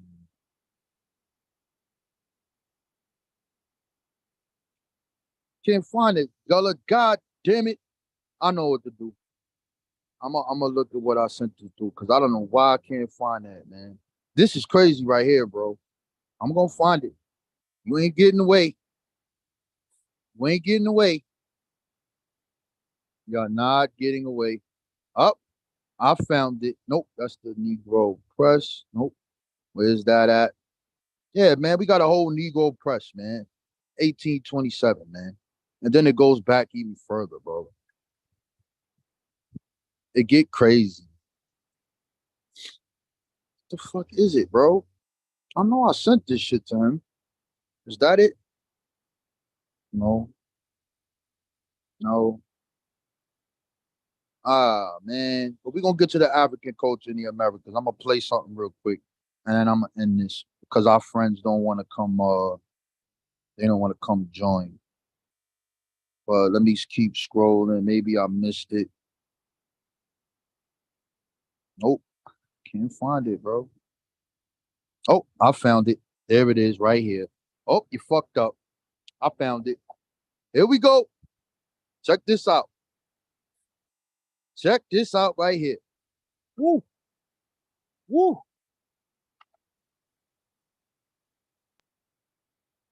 Oh, man. So this is in Yale University, right? This is written, I had the date wrong. 1817. A search for truth or an inquiry for the origin of the African nation. An address delivered at New Haven. Oh boy, oh boy, oh boy. Let's blow this up here. How do I make it bigger? Come on, man. Gotta get bigger than this. Yeah. Oh, yeah. Yeah. Yeah. So, see it? An inquiry of the African nation, an address delivered at New Haven, March at New Haven by Jacob. That's why I spelled it wrong. Olson, not Olson, a descendant of Africa. 1817. Let's look at the questions that he wants to answer. We're going to make this a little bigger. Let's see what the black person said about the word Negro. Let's go down here. Okay. Let's go to this next page here. And let's blow that up.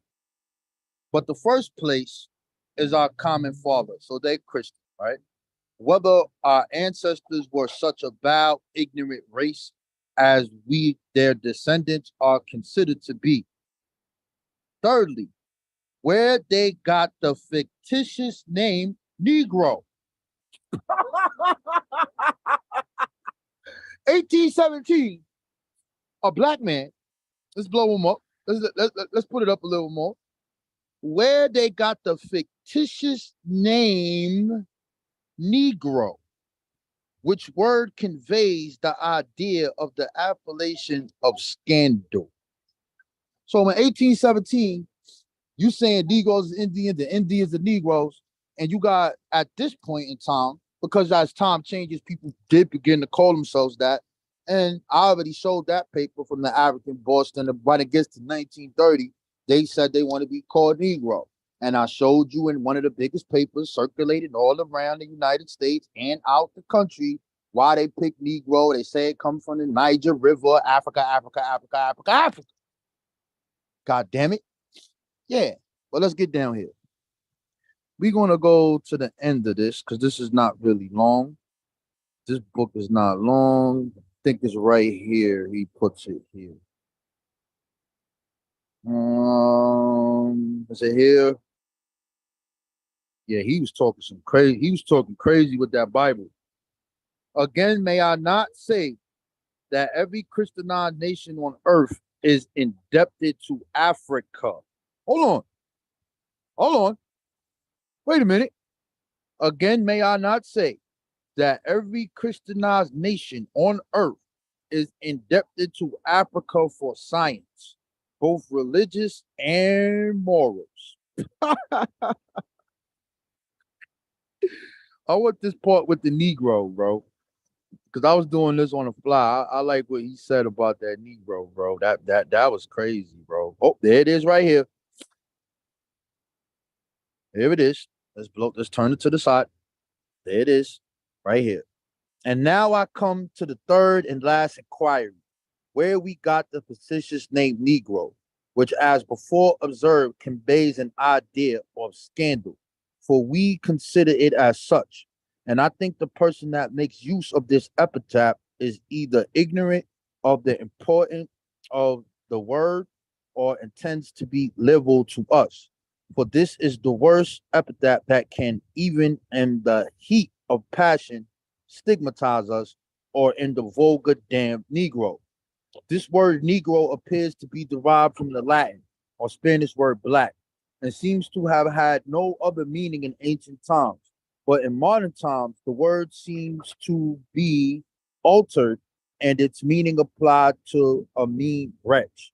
Be the person ever to be dignified by moral or religious virtue, he is not exempted from the name. It is applied to all the sons and daughters of Africa.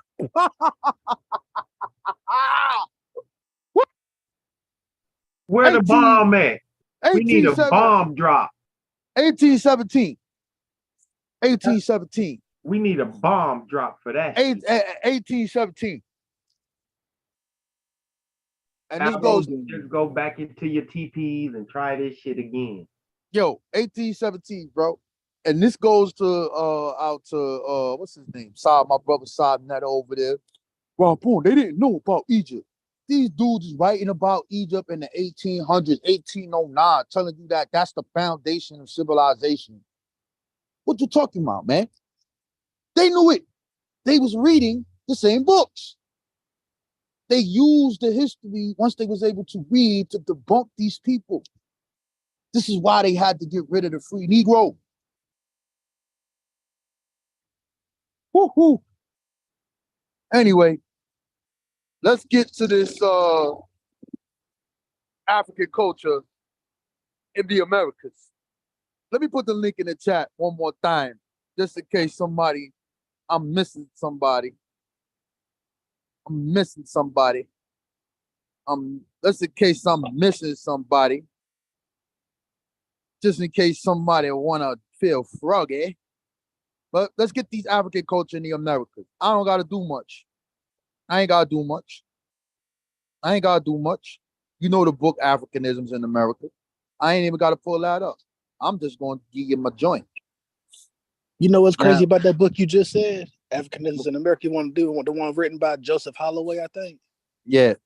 Even the intro is a whole abo body bag. The whole fucking Herskovitz joint, but in the intro. In the intro, you don't even get to page 1 yet, bro. It's a whole abo talking point body bag, man. That thing crazy, bro. You do fool the fuck up. But my fault, Yo. bro. Go ahead, kick your shit, bro. No, it's cool, man. I should get them all. I'm on the Melville, Herskovitz, and all that. That whole Frazier debate, man. Nah, man. Go ahead. Fuck That's gonna be too long, man. It's gonna be too long, bro, to be going through all of that. These dudes don't read, man. You know They what's don't. crazy though? Even we Yeah. just saying that right now, we just gave them the answer. Like we like are we doing everything but putting the spoon in their mouth, bro? Literally. And the book free online at that. Yeah, Shit, if you want to hit the MBK Discord, man, I'll put the link for that in the chat, bro. Damn yeah, sure. Man, go ahead and rock. You know what? Damn sure right it is. I know, I got them, bro. Just for shit, I got like when I get books, a lot of books, I get physicals, and if it's on PDF or online, I'm grabbing that for shit. I gotta show and prove for shit like this here, Clubhouse, whatever the case may be, Instagram, whatever the case, TikTok. Yeah, man, show and prove. These dudes be having no like they you know that book, Ancient Discoveries of America, the shit with all the made up animals, the lions with the wings on them and all that stuff, and they use that one picture with a dark dude to me, oh, we black. That whole book pseudo as fuck, bro. That's why they don't read, because if they got their show, their sources, bro, they die right there where they stand. We see that every time, bro. Like in the debate, dude talking about some CIA shit, then he used the same fucking source. Then you asked him, is that the CIA? He gonna say what? Yeah. Killed himself, bro. Like, these dudes weird, bro. Oh, that's my tangent. I'm done. Yeah, it's crazy, yo. It's crazy, yo. It's crazy. It's crazy, yo. So, matter of fact, let me do this real quick. Since we're talking about Melville, Herskovitz, and all this stuff, I'm gonna give you another book, Abos, because you don't read. You don't read. The people that you saying are cool, W.E. Du Bois, he worked with the CIA. Yeah, okay. To Carter G. Woodson, yo, the dudes is doing this Black history before him, before he came on the scene. But let's do this real quick. Who is Melville Herskovitz beefing with? The people who was teaching Black history before that dude even got out of school. But before we do that, let's go here. You see the name of the book, Melville J. Herskovitz and the Racial Politics of Knowledge. So this one, where will we go? Let's go here. Where's my thing? I thought I had it highlighted. But let's do it like this. I'll put Carter G, right? Look at this. This is just the introduction. Pay attention. Although Herskovitz often supported the work of Black scholars like Ralph Bunche and Jonathan B. Cole, he criticized certain activists, Black scholars. What? Let's back up. Although Herskovitz often supported the work of Black scholars like Ralph Bunche and Johanna B. Cole, he criticized certain activists, Black scholars, notably Carter G. Woodson and W.E.B. Du Bois. Hold on. Didn't Aboriginal Power make the 1901 CIA all this shit together? Didn't you do that? No, they was taught by the colonizer, Franz Boas. He taught Melville Herskovitz, and Herskovitz was down with the Carter G. Woodson and the African American educate, blah, blah, blah, blah, blah, screaming from the top of your TP, your internet TP. But anyway, he said who is considered propagandists rather than scientists because of their social reform orientations. Do you know what that means, top cat? Oops, bottom kitten. You know what that means? That means that they were utilizing history to debunk the social status of Black people as us being nothing but slaves, have no history before that, and using this information to uplift the people and build programs by organizing to do things for ourselves. You is a fucking idiot. But let's go back over here. Let's see here. Let's go here. Look at this. Look at this. Although the main results of his study weakened the notions of race as a fixed biological category, Herkovitz's use of biometric methodology inadvertently reinforced a biologically based race concept.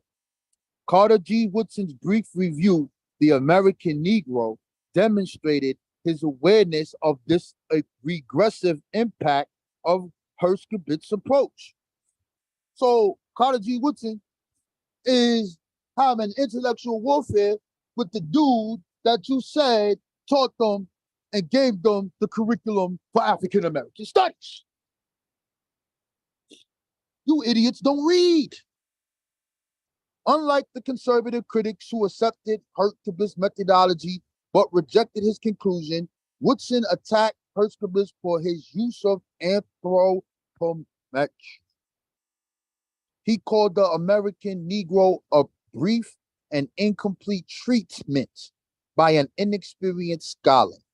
Woodson argued that Herkovitz raised the same questions that psychologists and anthropologists have been raising for years as they continue to study the Negro physiologically.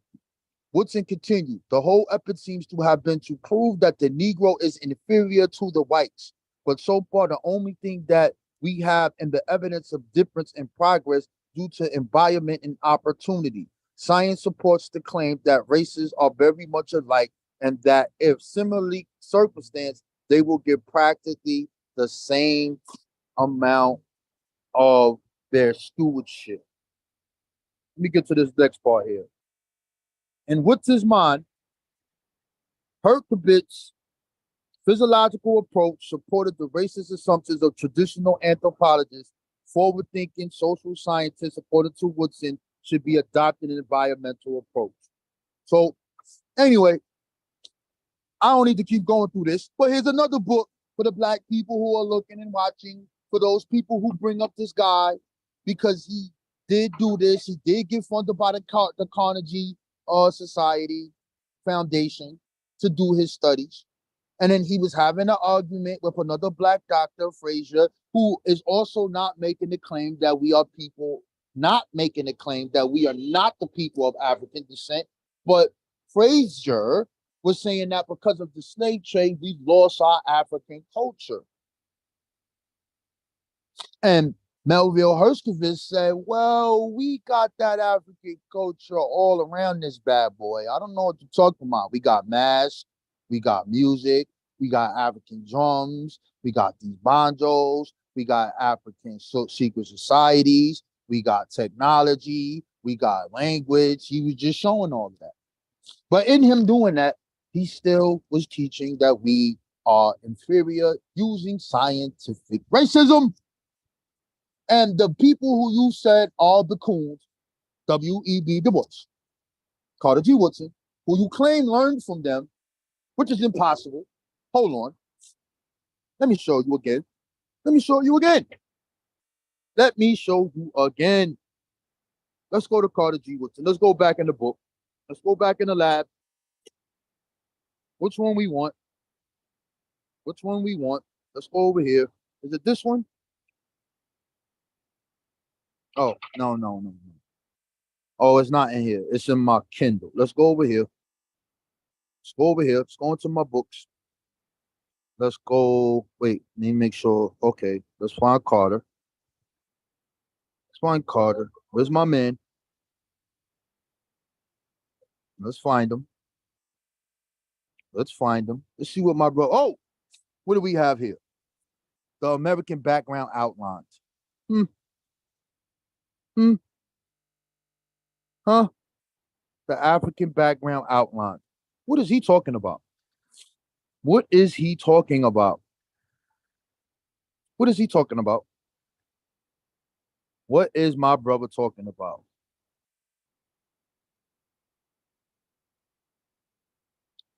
Certain aspects of the African social order may still be observed here.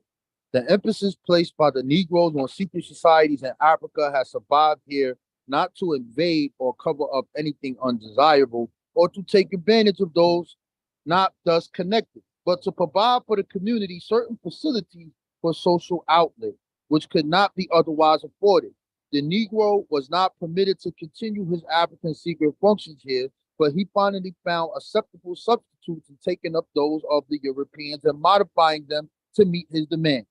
While those in Africa, just as these taken up by the Negroes in America, may have been the occasion for the parade of things, secret revealed only to the chosen members, who adorned themselves with expensive regalia.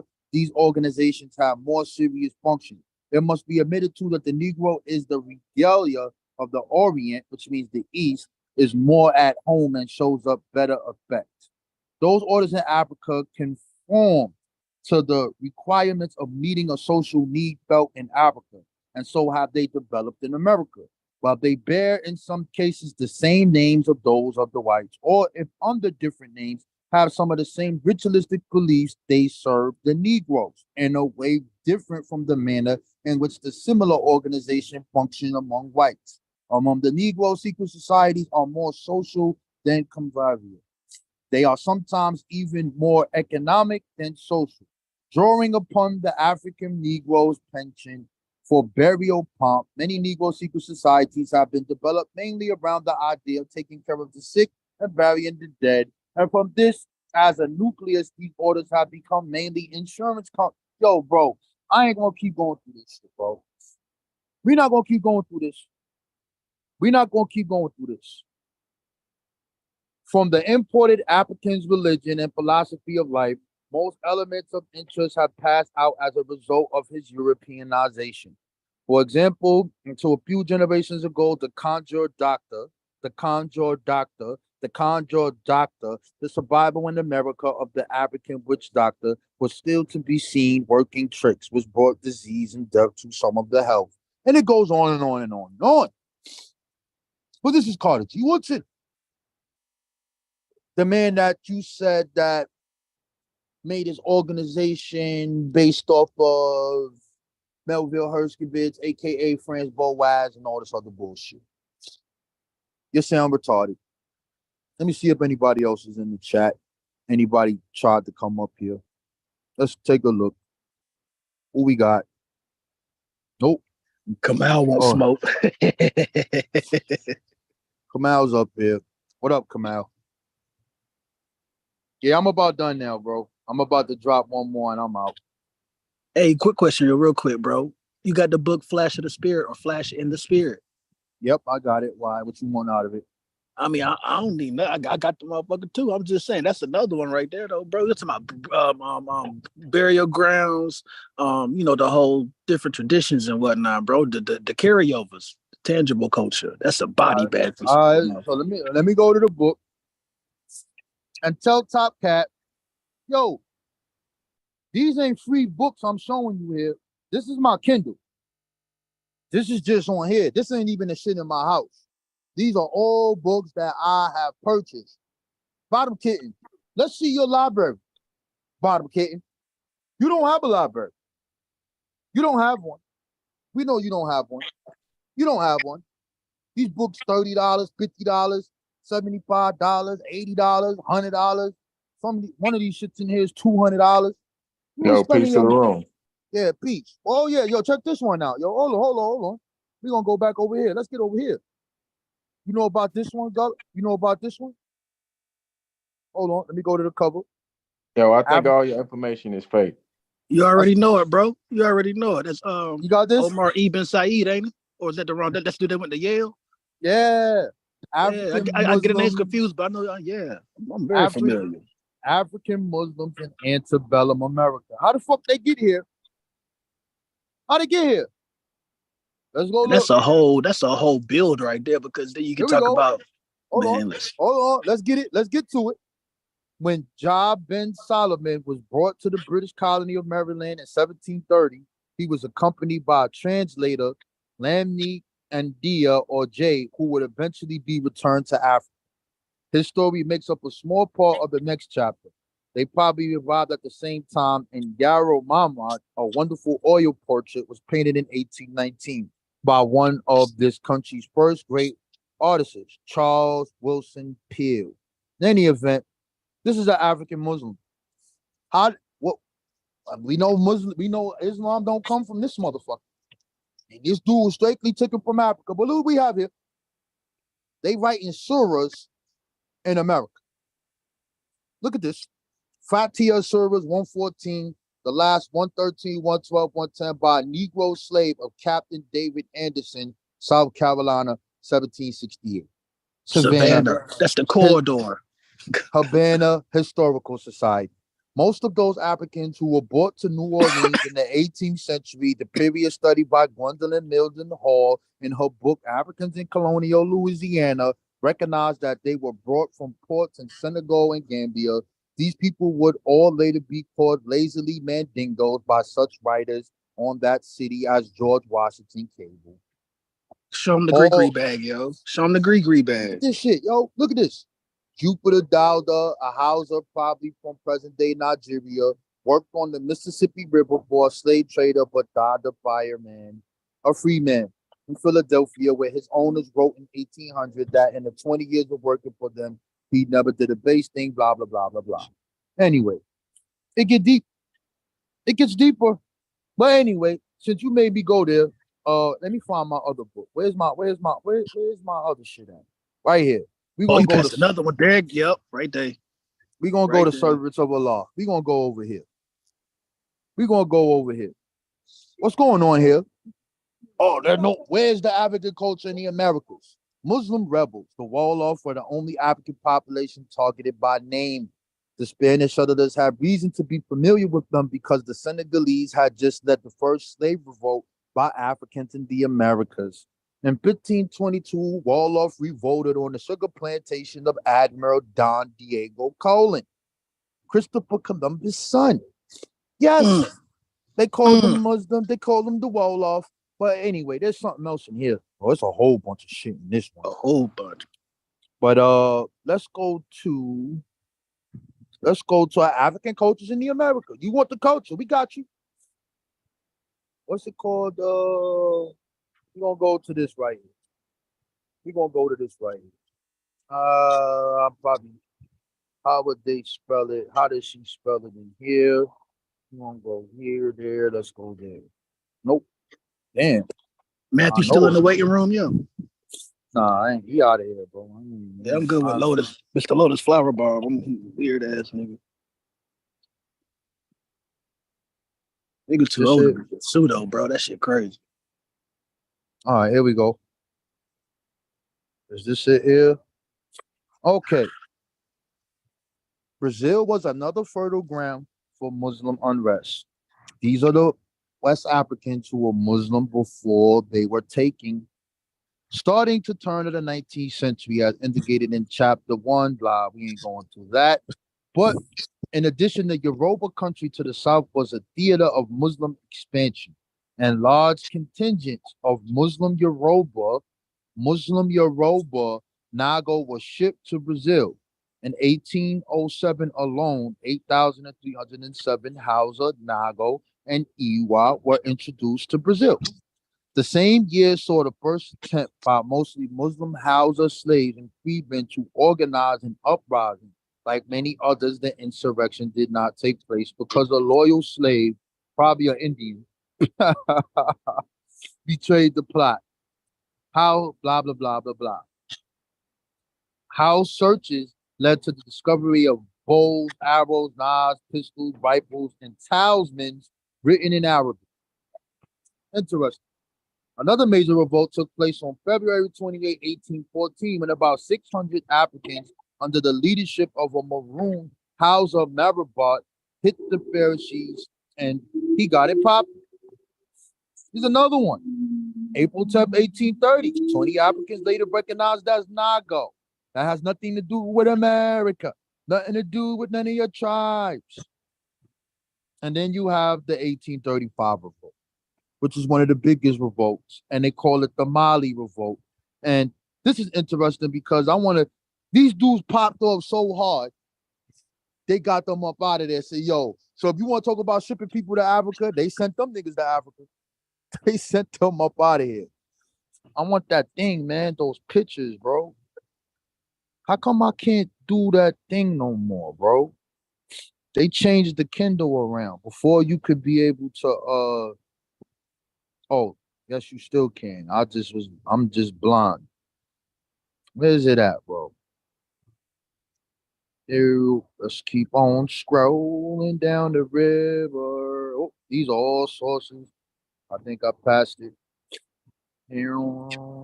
Hey, quick question for you, bro. Yo. Do the Abos have any black source, bro? Now that I'm thinking Nah. about it, because I mean, thinking of it, this is Leo Wiener to top it off. So the Abo daddy is a buckra, right?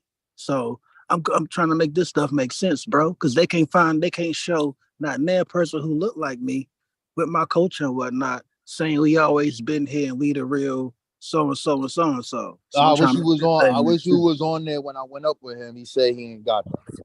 I In any was event, there. oh yeah, so you good. So here's a Yeah. 45-page manuscript found in the pocket of a dead insurgent in January 1835 in Brazil. It comprises surahs and prayers. So these are the African Muslim Yorubas who are turning up, and this is their writing here. 1835. Another one. Talisman recovered during the 1835 Muslim uprising in Brazil. Oh, if I look at these people, you might say that they are Native Americans. Those are the indigenous Indians.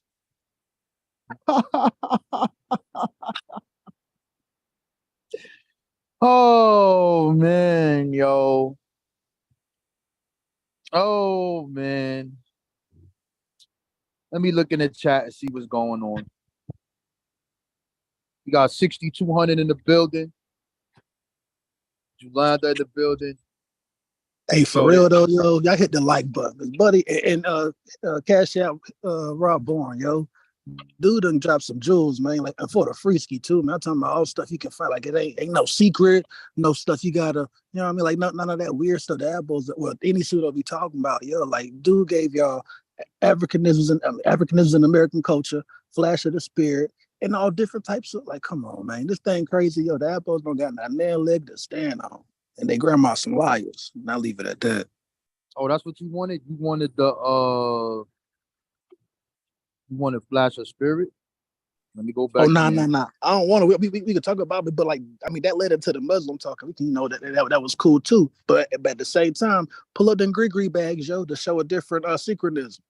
You know what I'm saying? You want. Because I understand if like the way I got like my copy, it's the old school joint where the pages like on like 2 pages on 1 page. You got to zoom in, man. You're talking about this book right here, right? Flash of Spirit, right here, That's right? it. All the burial grounds, all that. You can see the corridor in there. You gonna see, and not even just in one particular area, all over, bro. Northeast, southeast, all that shit, man. Wherever we was at, we left our mark. Man, it's just too much, bro. Man, I got all I this shit feel underlined, man. This shit is that's just what I'm too much. saying, bro. Like we could, like, man, bro, like it's too easy, man. And for some reason, it'd be Congo. hard as fuck for them to show and prove. It'd be hard as fuck. I mean, it'd be hard as I don't know what for them to show and prove, bro.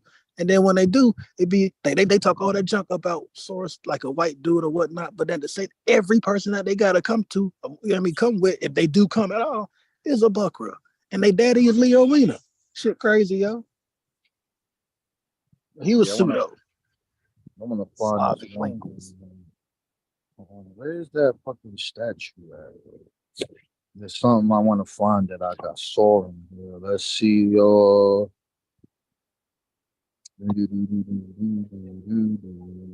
where is it? Should be coming up shortly. Where is it? These are all cloths and all this stuff that we was making here. Oh boy, these guys suck. You suck. And I'm doing this on the fly, man. You're doing this on the fly, bro. Is this it? Plate 107. Is that? No, that ain't the one. It's one of these things that's dealing with the blacksmiths. And I want to find that. But in any event, we're talking about a certain form of blacksmithing that they was doing in West Africa, and you see them recreating it here in the Americas. Like, I don't know what's wrong with these guys, man. You don't have nothing, bro. Yeah, I show this book is lights out, bro.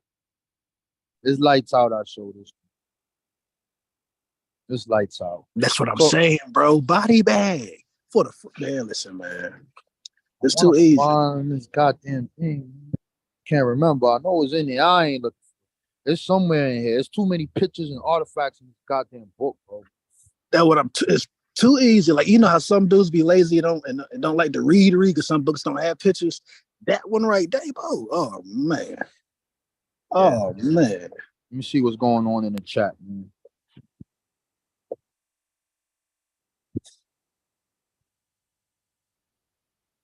The Black Mayan patents.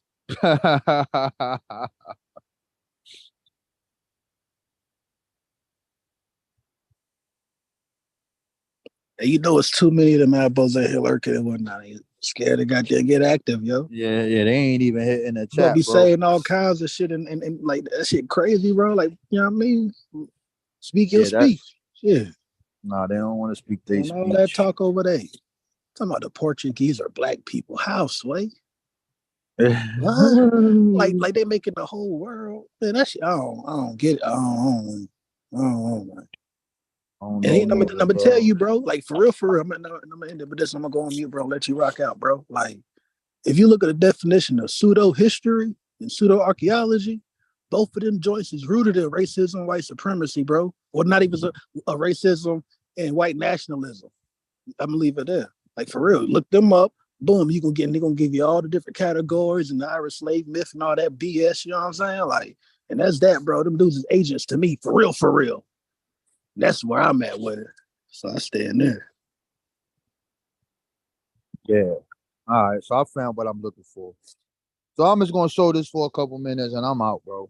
Yo, let me know if you hear this when I put it up. You heard? You heard me? You hear me? You? Yeah, you brought me to myself. Yeah. let me know if you can hear this. African culture in the Americas. I ain't even gotta go too far in this presentation. I'll just go show a couple of slides and let that shit talk for itself. I mean, matter of fact, I don't even gotta play the video, bro. Let me just go to my thing, bro. But you had something queued up. Yeah, I was gonna play the video I did, but I really don't feel like talking too much. But I'll do it like this. Let me see.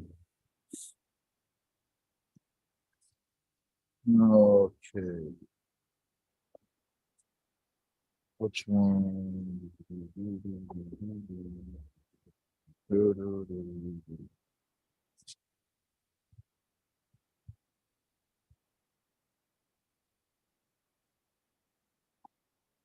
Oh boy. Poor Aboriginals. Y'all boring, man. Y'all don't even want to come fight. Bro. That's what I'm saying, bro. Like, man, look, I went live 2 weeks ago, right on my channel, right? Just let me finish. Smoke.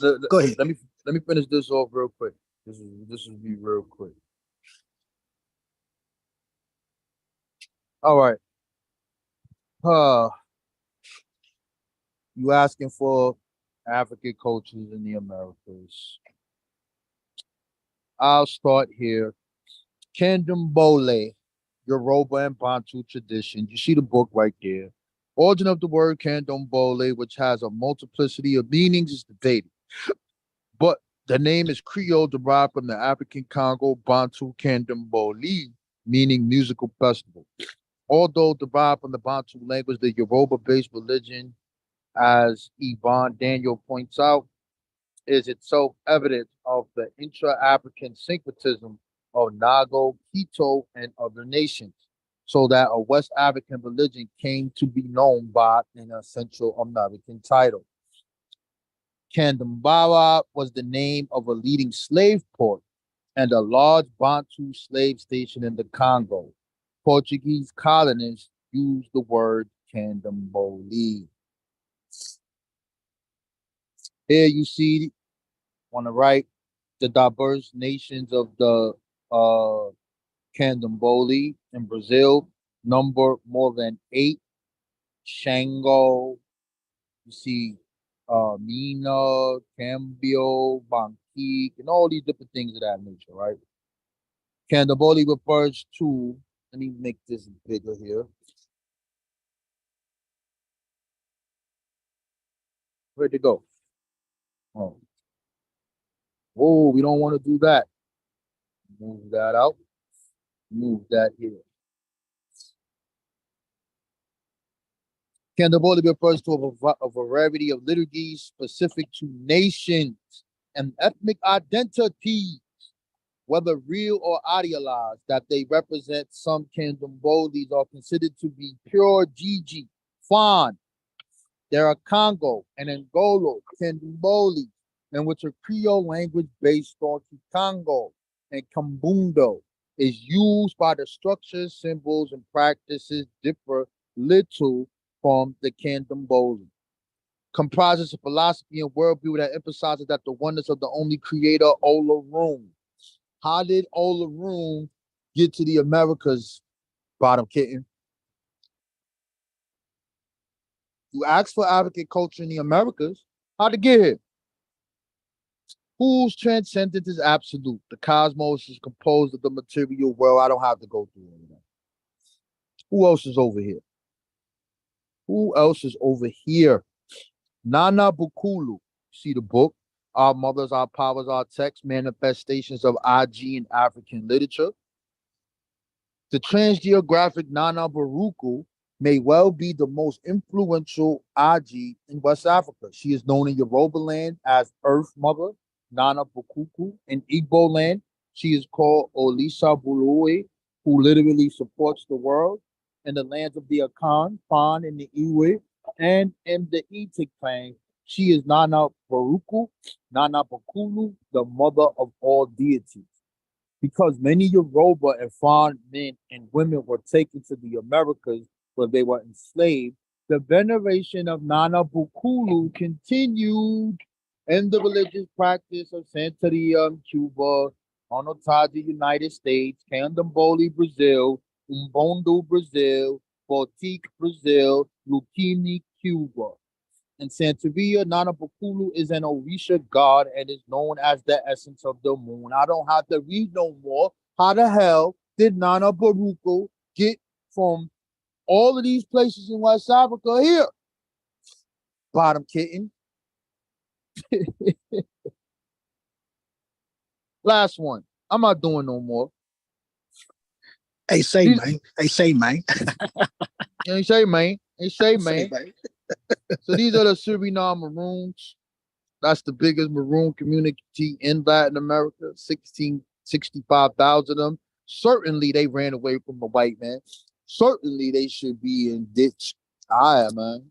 You got some Native American culture mixed with it, but in any event, this is how they bury their dead. The name of this book is called African Civilizations in the New World. Woo-hoo-hoo. Yo, wish you had that. Woo-hoo. Here, we have yet another instance of Fanti Ashanti practice. Since every death is regarded as being supernatural in origin, it is necessary to find out if the deceased has been the victim of divine retribution for having violated some taboo or eternally black magic. The grave diggers entranced from the semi-trance state hoist the coffin on their shoulders and then move hither and thither, and as the corpse directs them, while questions are fired at them. Who killed you? Was it so-and-so?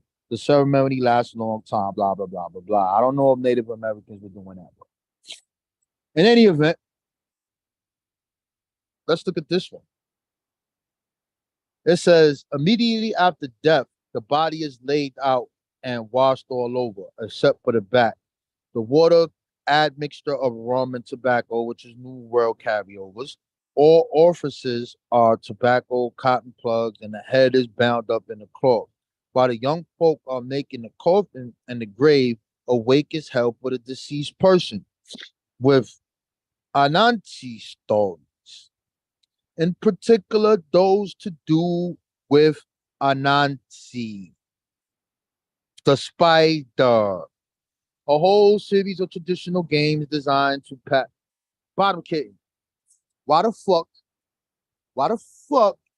are they saying Anansi stories when they burying the dead? How did Anansi get here? African culture in America. Why they talking about Pocahontas, nigga? Hey, Say, hey man. What the nigga? Say man. Say man. I ain't got Native yo, Americans bro. down there I being can do fucking this with the shit. spiders, man. Okay. I can do this shit all day, bro. I'm not need to show no more. I'm done. I don't gotta show nothing else. No more. But Don't even talk really, about black slaves, Indian masters. Don't even talk about that. I mean, hold on, man. Yeah, we gonna do one more. Fuck that. Don't we go. going more. No. We Go gonna the go more. page. We gonna go more on the Maroons, yo. We gonna go. We gonna go Which more ones on in them. Florida or South Carolina? Which ones you want to do? Nah. We hitting everybody, bro. We talking about. Let's get it. Let's He get it. talking about Americas. He about to die right now. Hold Cause on. I rock with all them. Yeah. So here's another book. Oh. Here's another book for purchase. Let's find it. Let me just throw it a Angola, title. Florida, 1821. Talk to me. Yeah, that's another one. All right. So these are Maroons. That's a jewel. Put it in your search bar real quick. People listening. Angola, Florida, 1821. Richard. Okay. Maroon Society. Richard Price. Right here. Ooh. See the book right here? Body bag. Rebel Slave rock out. Communities in the Americas. Edited by Richard Rice. Whoa! Guess what's happening here? They're talking about the Spanish Americas. They talking about the French Caribbean, the United States, Brazil, Jamaica, the Guineas. Yeah. Well, let's go to the first page. The first page is a dagger. Okay. It was in the Spanish Americas that Marooners began and ended, spanning nearly 4 tumultuous centuries. It was there that the Maroons struck up their first alliances with Indians and pirates, and there that most of the great Maroon kingdoms were established. Listen to the names. Bayanga in Mexico. That's an African. Bayana in Payan in Panama. African. Miguel in Venezuela, African. Domingo Bio in Colombia, African. Undoubtedly by others of whom we still know nothing. But we want to look at something. You already know about the first slave rebellion. I'm not talking about that. We did that already. Those are Africans. But let's keep going. I want to go here. Where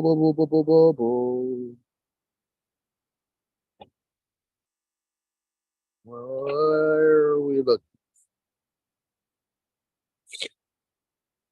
Oh boy. You guys don't read enough to fucking talk to me, bro. I'm playing myself talking to you, but somebody gotta do it. Y'all running amok. Y'all running too crazy. But I'm looking for something in particular here. So let me see. This is what happened when you do shit on the fly, man. You read so much you forget. Here it is. This is what I wanted. Wait, is that it? Most of the great names were established by. No, not that one. Where is it? Why is it going back there? It gotta be another one with this king. Nope, ain't that one. Is it this one? Nope.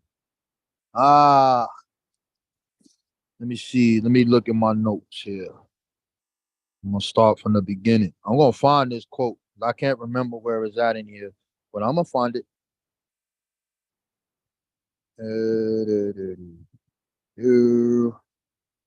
We gonna find this quote. I'm gonna find it.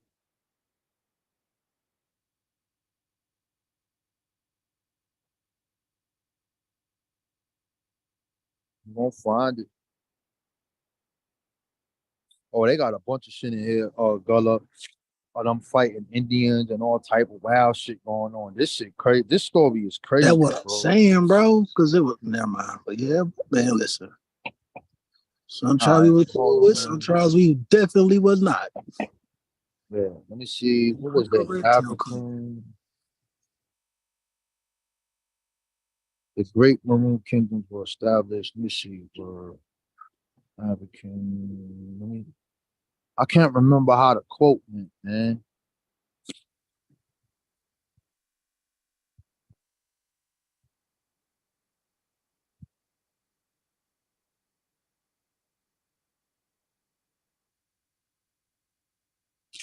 I can't remember the quote. Anyway, how it goes is it's somewhere in here. I don't feel like looking for it. But those rulers so we're gonna do it like this. Let's do it like this so we're not playing around. So let's go straight to it. They're gonna tell you all of those first kingdoms, all through the Americas, those people are African descent and they all had divine kings and all this other wild shit. So we're gonna go here. I'm gonna grab the names from right here. Which one I want to grab? Let's grab this guy.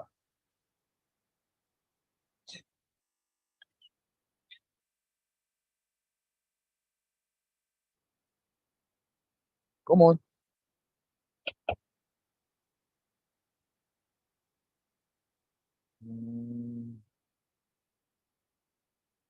Let's grab him. Bayano, also known as Bolano, was an African enslaved by Spaniards who led the biggest slave revolts in the 16th century. Captured from the Yoruba community in West Africa, it has been argued that his name means idol. Different tales tell of the revolt, blah, blah, blah, blah, blah. King Bio forces number between 4 and 1,200. Cimarroons depended upon different sources, blah, blah, blah, blah, blah. So that's him. That's one. Let's get another one. Let's get somebody else. Who else I want out of here? Let's look at Miguel. Let's look at Miguel. Come on, Miguel. You don't want to fuck with me, bro? Miguel don't want to fuck with me. But I'm going to do it like this. Miguel Maroon leader. There's just too many of them. Goes on and on and on. Oh, here we go.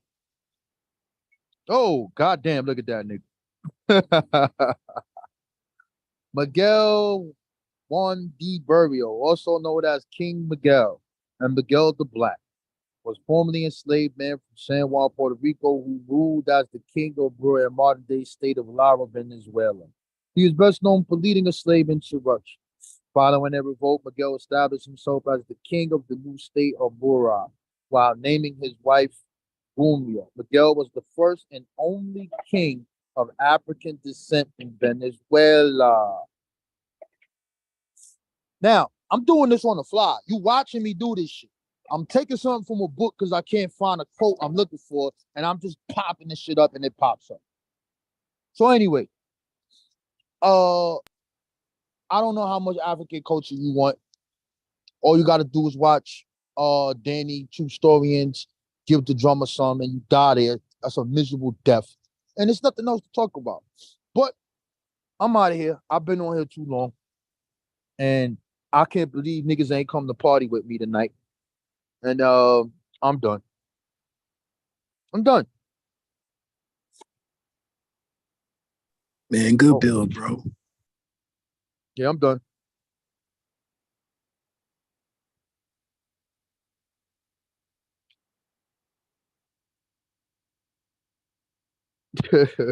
Yo, he said he had one of those named the grandma in the picture. Yeah, these dudes suck. Oh, yo, good looking Sue 10. Here we go. Said he hit the cash app. Yo, good looking out, bro. But listen, man, I put that information out there. Hold on. Let me see if I could do something. Because I have a lot of these books in my Google Drive. And I kind of, matter of fact, I'm going to do a day. I'm going to do a day like that. I'm going to put all of the books, because I'm going to have to convert it. I'm going to put all of these books in Google Drive so that you can have the link so y'all can get the book. So I'm going to pick 10 of them that is real specific, not too long, straight to the point, dealing with the sources so that you guys can have that. And when these dudes start talking shit, you know what I mean? Kill them. You ain't got to curse them out because they violent. They like to curse and shit. Them niggas is violent. They violent, bro. They like to curse and shit. Yo, talking about they gonna kill you and all that. But I'll put the invite back in the link in the chat. I'm gonna look to see if I saw any questions in there. You know what I'm saying? Yeah, Black Engine Power.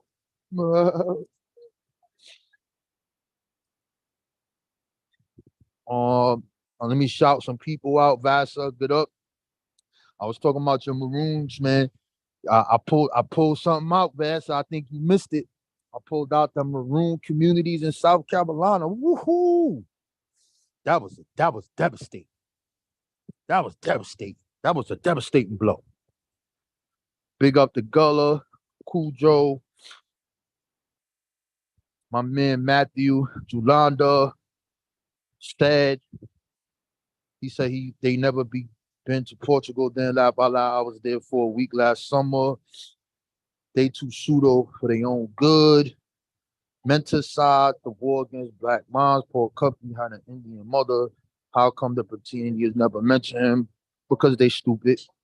They do, but they try to debunk him. They do mention him. To say he was brainwashed and all this other shit. And then we look at the deeds of the person. So like somebody brought up one day, well, look at Jesse Jackson and look at Al Sharpton. Those are, I'm like, listen, we look at the actions of those people and we can see they full of shit. Al Sharpton is a fucking rat.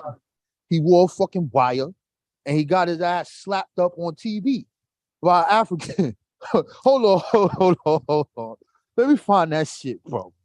We gonna watch that shit real quick. Oh Lord, that was crazy. Hold on, this is Al, Fat Al. We don't count that. You want to put Richard Allen and Absalom Jones and all these people I showed next to these people, and their actions are showing you that they are specifically fighting amongst them. And the damaging book that I showed you today by Jacob Olson, 1817. And he said, what is this name Negro?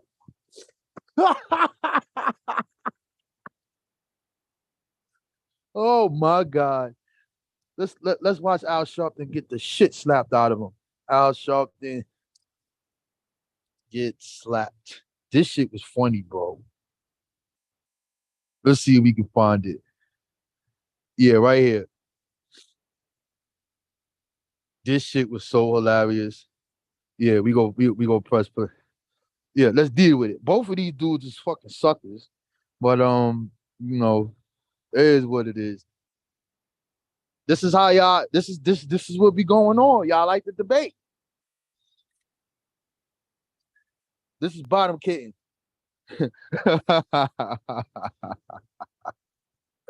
This bottom kitten, y'all. Here we go. Ready? 3, 2, 1. Check this shit out. Let me state now, let's deal with the facts. Let's go to the record. Tonight, we want to deal with the records and the facts. Please do it. On this program, your program, you heard me, you have me on tape defending this man. Recently, even after the shenanigans with him and the other soldiers. That's a lot of crap. Now, look, brother, you had your chance. That's a lot of crap. Brother, and I got brother, it. no, I got hell it. no. I got it. Oh, hell no. I got it.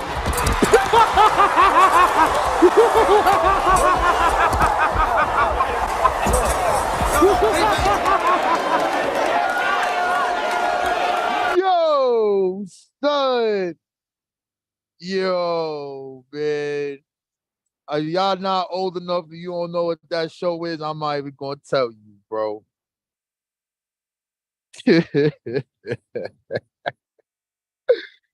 Yo. Yeah, man. Don't be comparing the leaders that we talking about to these fucking dudes, bro. Yeah, Morton Downey.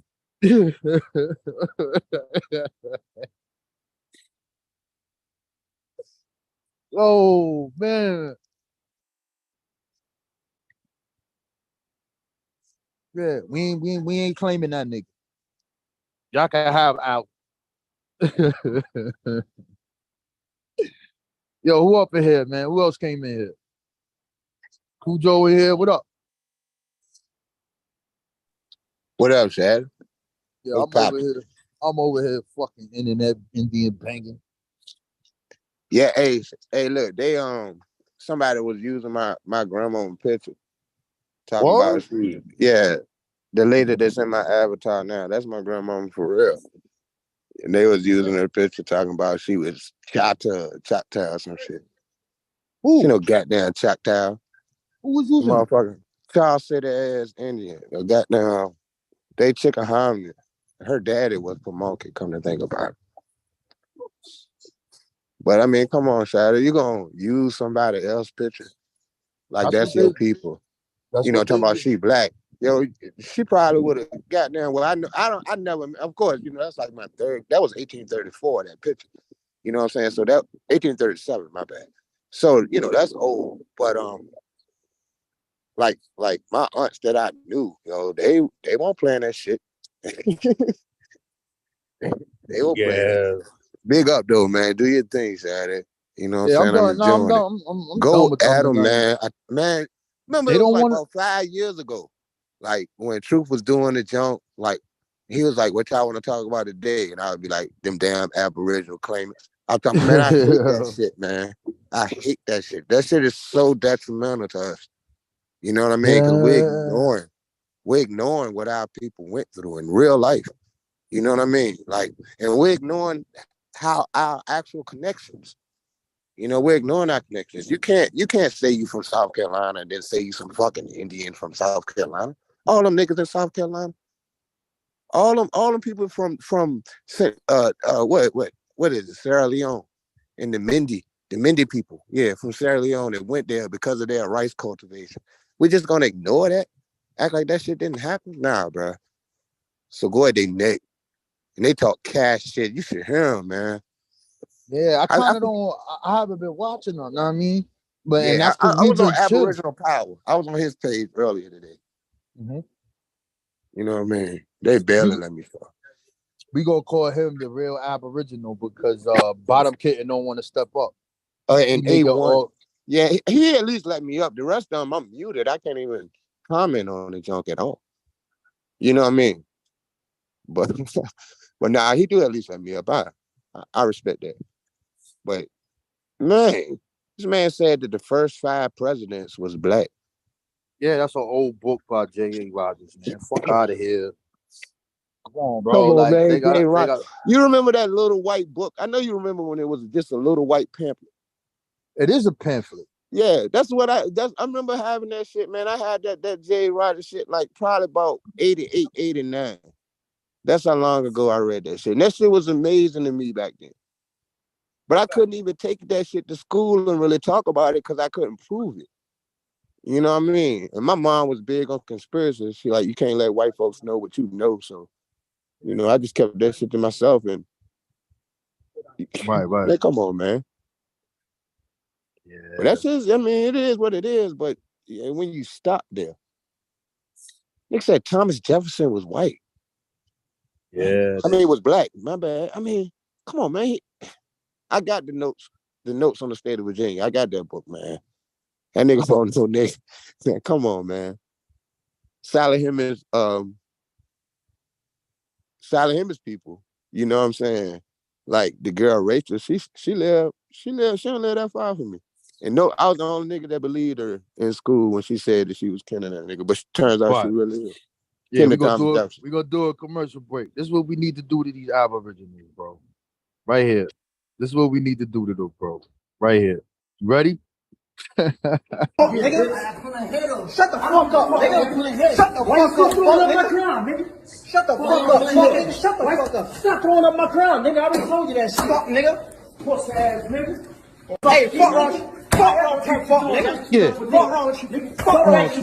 Fuck wrong with you, fuck nigga. Fuck wrong with you. Fuck wrong with you, fuck nigga. Fuck you, fuck wrong with you. Throw my crown up, nigga. Shut the fuck up. That's what we need to do to these dudes, man. You need to take them outside, whip they motherfucking ass like that 6'9". Throw my crown up, nigga. Yeah, that's what we need to do to them, yo. Yo, son, they beat the shit out of that. Yeah, he took a bad one. He took a bad one. Hey, yo, he should have son. ran. I don't know what the fuck, niggas. I mean, come on, Hey, man. yo, bro, son, He should have ran. He should have hauled ass. Hey, yo, son, they had to want to say fuck. Yo, I'm gonna find a way to remix that shit, bro. I'm gonna put a picture of an Aboriginal down there, put that shit on there, stomping them niggas. The fuck you say, fuck, nigga? Say I ain't African, fuck, nigga. Start stomping the niggas, bro. Man, son. Yeah, he thinks shit sweet, Shy. Yo. Shit ain't sweet. Yeah, kick them niggas in their stomach one time. Fuck, nigga. What you say? What? The Underground Railroad is what? Fuck, nigga. What you say? Ain't no slave trade. Fuck, nigga. What you say? Africans ain't come here. Boom, fuck, nigga. What? We colonized. Fuck, nigga. Yeah, that's how you stomp them niggas out, bro. I'm gonna do that shit, bro. Like, man, Rob Bowen don't want none of this, man. I'm telling you, I already just scrubbed his ass. You should hear them niggas say that shit is lame. Yeah, he always talking shit, man. When you popped up on the joke, that shit was funny. You know, when I pop up, son, they get scared, son. Yeah, they got extra respectful. That shit was hilarious, man. Like clown. Man, stomp the niggas out one time, man. But so this is the last thing I'm gonna put up here, y'all. My bad. I completely forgot about it. Damn, I'm doing bad, bro. My brain died on me. This was a part of the program. I forgot about it. I completely forgot about it. I can't believe I forgot about this. Okay, show this again. I'm gonna keep putting this in y'all brain. So when you hear these dudes talk, this is who they sound like. This is who they sound like.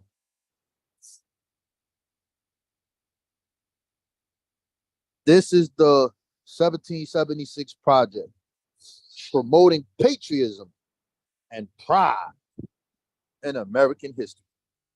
Yes, sir. This is what they promoting. What they against? We are a political action committee dedicated to electing school board members nationwide who want to reform our public education system by promoting patriotism and pride in American history. We are committed to abolishing the critical race theory and the 1619 project from the public school curriculum. Yes, sir. This is what they about. What? Let's take a look here. Fuck happened? Oh, I probably got to do it this way. Nigga, I ain't signing up. Activists, scholars, and politicians are currently attempting to socially engineer our society and its relation to race, racism, and power. The political ideology known as critical race theory or anti-racism should not be confused with the civil rights movement of Martin Luther King Jr. or any form of tolerance. They believe we need to undo the cornerstones of American society, including classical liberalism, legal reasoning, and capitalism. Marx, I don't know what the hell this person talking about. None of that shit she talking about got nothing to do with that. CRT deals with 5 major parts and is studying or looking at how racism is in every part of society. Got nothing to do with no Marxism, nothing to do with none of that. The bitches, these people crazy. What? Endorsements.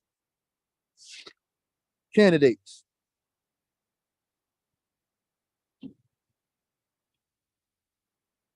Mid-Atlantic, Maryland, Carroll County, School Board, Bedford County School Board, Virginia County School Board, Northeast, New Jersey, Cherry Hill School Board, Pennsylvania, Florida, Miami-Dade County, Sarasota County, Pinellas County, Hillsborough County. Yeah, let's go. Ohio, Pennsylvania, Michigan, Minnesota, Kansas, Arkansas, Oklahoma State, Benetovi School Board, Colorado, Douglas County School Board, District 51 Board, Balcom District, Texas. They on a fucking mission in Texas. You see all of that. So these are over 30 districts that are dealing with school. What's the problem? What they going against? I'm gonna show you right now. Watch this shit. Watch this. Watch this. Watch this. Where my fucking book at, bro? Where my fucking book at? Where my book? We gotta attack them without being political. Cause that shit needs to be questioned. It needs to be confronted. That information needs to be confronted. Big up again. Yeah, Bring this up. Big up. this is a different fight, bro. Yeah, this is different. This is real. It's real. This shit is happening right now, bro. This ain't no, bro. Hold on. I'm waiting for this thing to down back on. So you see in Florida, this is going down. Yo, bro. And I showed this a while ago, you know what I'm saying? But now it's to the point where you looking at Aboriginals who are talking shit about the history that we talk about. They never taught us about no fucking free blacks in school. So I'm tired of them saying that. I never knew nothing about no free blacks running around here in no 1600s. That wasn't even a thought in my brain, bro. I never knew that all of these people organized in the 17 and 1800s. They built the communities and these people destroyed their shit. Yeah, I heard of Black Wall Street, but I didn't know it was more than one. I didn't know that there was free black towns all over this shit. Yo, it was one in Charles City County called Charity Town. You know what I mean? That was in the 1800s, but it was during slavery, and it existed. I mean, so it get crazy, bro. Yo, son, it gets crazy, bro. It get crazy, bro. Hold on.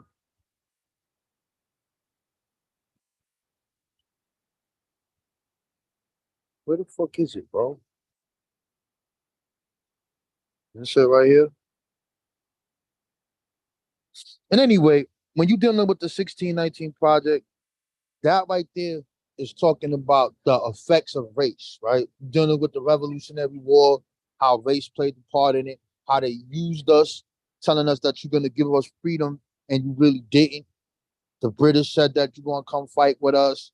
Think about this shit, y'all. Hey, hold on. I'm going to put one dude on the screen. You ain't never heard of this dude. They ain't teach you about this shit in no school. And there's a reason why they did. They ain't teach you about this. Let me put him up here. This is what this is about. And it's also about reparations and all that other stuff that's going down right now. And the Aboriginals telling you this shit is fake. They down with the white man, bro. You telling us we down with the colonizer. You down with it. You down with it. Man, all it's gonna take is for one white person to come out supporting that shit. So and look right here. They're gonna run with it. Look at this guy here. Thomas Peters. Right? I want you to think about this. So here's Thomas Peters. It tells you where he was born in Yoruba land. The dude is from Africa, bro. Thomas Peter, born Thomas Potters, was a veteran of the Black pioneers fighting for the British in the American Revolutionary War. A Black loyalist. He was resettled to Nova Scotia, where he became a politician and one of the founding fathers of the nation of Sierra Leone in West Africa. Peters was among a group of influential Black Canadians who pressed the Crown to fulfill its commitment for land grants in Nova Scotia. Later, they recruited African American settlers in Nova Scotia for the colonization of Sierra Leone and late 18th century. Now, the Aboriginals, they don't see nothing but Sierra Leone colonization. Now, I want you to think about this. Think of a bunch of Black people. Lord Dunmore comes on the scene. Yo, you don't want to be a slave no more. You fight for us. You're going to be free. Man, we got like 33 colonies, homie. We send your family over there in the Caribbean some motherfucking way, man. You want to be on a plantation with these guys over here. They do it, then they get to these people who become the patriot getting their ass kicked. So what they do? They have the Phillipsburg Proclamation. Oh, if you fight for us, you'll be free. So now you got Black people in the Americas fighting on both sides. They don't give a goddamn about either of these people. They only fighting for their freedom. So I want you to put this in your brain. You got taken from Africa. You in America. You are now a slave. You were offered your freedom if you become to fight. So now you fight. This guy here gets sent his ass all the way over here to goddamn Nova Scotia. They put them on the most poorest land. They don't have access to things, the same as the black poor that's in England. They don't have nothing. The people was writing, making newspapers about them, looking at them being all homeless, laughing at them because you won't let them get a job. You won't let them get that. Who is going to fight for these people? It ain't going to be the Europeans. You have a couple of them that feel bad, but it ain't them. It's the fucking people of African descent. So now this guy here tries to get land grants for his people over there. And then he finds out about several ago. He like, yo, what's up with this? What's up with that? Yeah, nigga, I want to go back to fucking Africa. I'm for African. He didn't get to go back to Yoruba land where the fuck he from, but he went over there. And they did him dirty. They found out that it was all a lie. And they had a white abolitionist help. Thomas Clarkson did not know what was going to happen when they got off that goddamn boat. Everything switched. They thought that they was going to go there and they was going to run their own shit and be independent of the Europeans. They got off that boat, a whole nother story happened. So now it's like, this is our story. There's a bunch of people who did all of these specific things to our people, and then they trying to act like the shit never happened. Not only are they acting like it don't happen, they acting like institutionalized racism don't exist. So they want to delete this from the historical record. So now when you have the next generation of Americans that are here, and you have a group of people who are African descent, who are making said claims and wanting to go to court, they're going to look at you like you crazy. Because they wasn't teaching this shit in school any fucking way. So let's be for real. You know about Martin Luther King, you seen Sober and the Truth, you saw Harriet Tubman, couple of pages, that's it. You ain't hear about none of this stuff we talking about. Cut the bullshit. Cut it out. They didn't teach you none of that. So you can stop it. But they don't want to talk about any of it. They want to remove, it's in the school book. Don't get it twisted. It's in the book, but they don't teach that. It's just like a blip and they just keep moving. You never read the whole book in no class, bro. You never do the whole text. So they not doing that. So like now you want to erase all of that. So now when you do that, when it's time to vote for specific things, the next generation is going to be completely blind and look at you like a fucking didn't. Oh, you just a lazy old Negro. No, I ain't no such thing. What are they talking about? What? Slavery? What are you talking about? So now we dealing with these kind of characters, and you rocking with them. But let's get a little deeper. Let's get deeper. Let's see what they did over here. Let's go over here. Who did this shit? Oh yeah, that's who it was. Texas bench. Native. American history and civil rights. Let's look at these people. Let's take a peek. Yeah. And the most funniest thing about all of you Aboriginals, you ain't fighting none of the native tribes. You ain't bringing no noise to them. But the people who we represent, they was petitioning, physically fighting the people who they said they had a problem.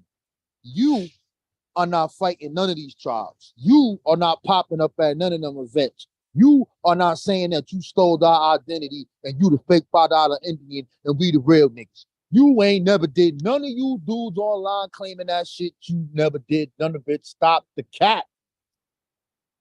They do it online. They do it on Facebook. Yeah. Call them Siberians and all that shit. But nah, they ain't, like I told the dude, I like, come to the Pamunkey. I know what the museum. I done been there. Let's go. I'll meet you there. Let's go in. You go in there and tell them people that they $5 Indians. And we ain't even had that shit in Virginia. We ain't had no need for that in Virginia. Yeah. So let's get to this right here, right? Texas Senate passes bill that removes MLK suffrage and Native American history from required curriculum. Let's read that real fucking slow. Texas Senate passes bill that removes MLK suffrage and Native American history from required curriculum. It also cuts the requirement to teach the history of white supremacy, including but not limited to the institution of slavery, the eugenics movement, and the Ku Klux Klan, and the ways in which it was morally wrong. You Aboriginals are this motherfucker we looking at right here in the picture. This is our fight. Where you fit at in this story? Where you fit out in the story? Where are you? I dare you. All of them names we be talking about, we talking about those people. That's the shit they want to remove from the book that is in the book, but them niggas don't teach it.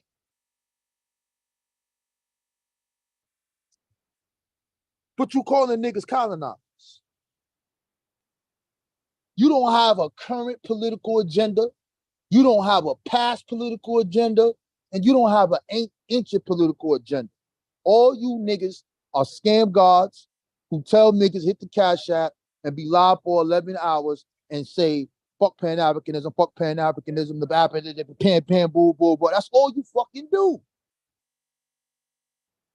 That's what you are. You a bunch of scammers, and you other people who are listening to them are being misled. You're being misled. That's what you are. That's what you are. You have no current politics that fit with what you're doing. And this is my last thing. Let me throw this up here. Let me throw this up here. Let me throw this up here. Let me put this up here. Because they've been saying something about this, so I gotta say something. Yeah, I gotta say something.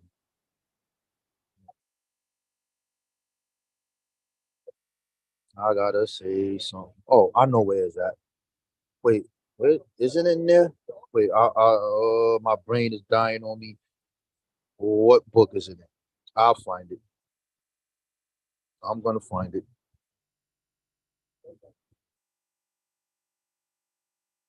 Okay, let me go here. Okay. I'm gonna share screen again. Give me 1 second. Let me just make sure that I have this pulled up. You don't got George Jackson. You don't have nothing, bro. You have no political ties to the people who look like me and you. But you want to claim that you these other native people who've been having these issues with, y'all niggas is, yeah, I'm done talking, man. They don't want to debate. I tried, y'all. Just know I tried. Just know I tried. I tried. All right, let me see. Where is that? Let me put it in here. Oh, Bob.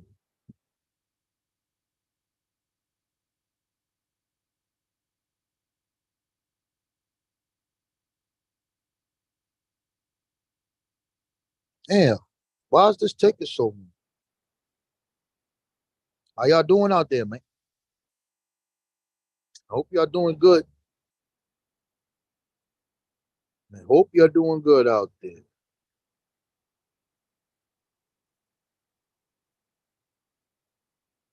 Ah, man.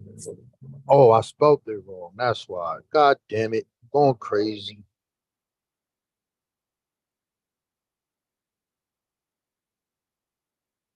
Okay. Okay. So the dude asked me, he said, yo, you a 5%er. What's your problem with that? Bro, my shit was started by black people in America and searching for our identity. They made some shit up and they did something for black people. But guess what? I can show you. And you can't show you. See this right here? Guess what I can show you? Guess what I can show you and what you can't show me? I have a historical lineage with the black people here in America. That not because you saying, oh, they dark skinned, they people are melanin. No, I have that. You don't have that. You have no historical lineage with nobody teaching the shit you saying. None. Zero. Glitch. Here is the Black Liberation Army. See this here?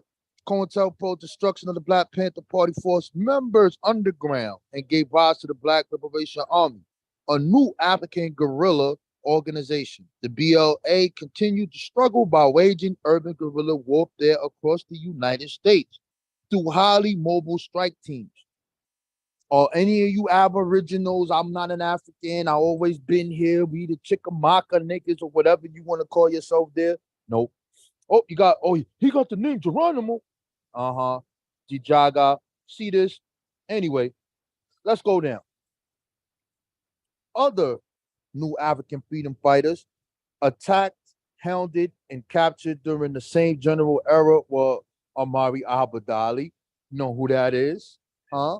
One of the founders of the Republic of New Africa and the founder of the New Reparations Movement and the RNA 11. You know, the people who shot it out with the police in Jackson, Mississippi. Those people.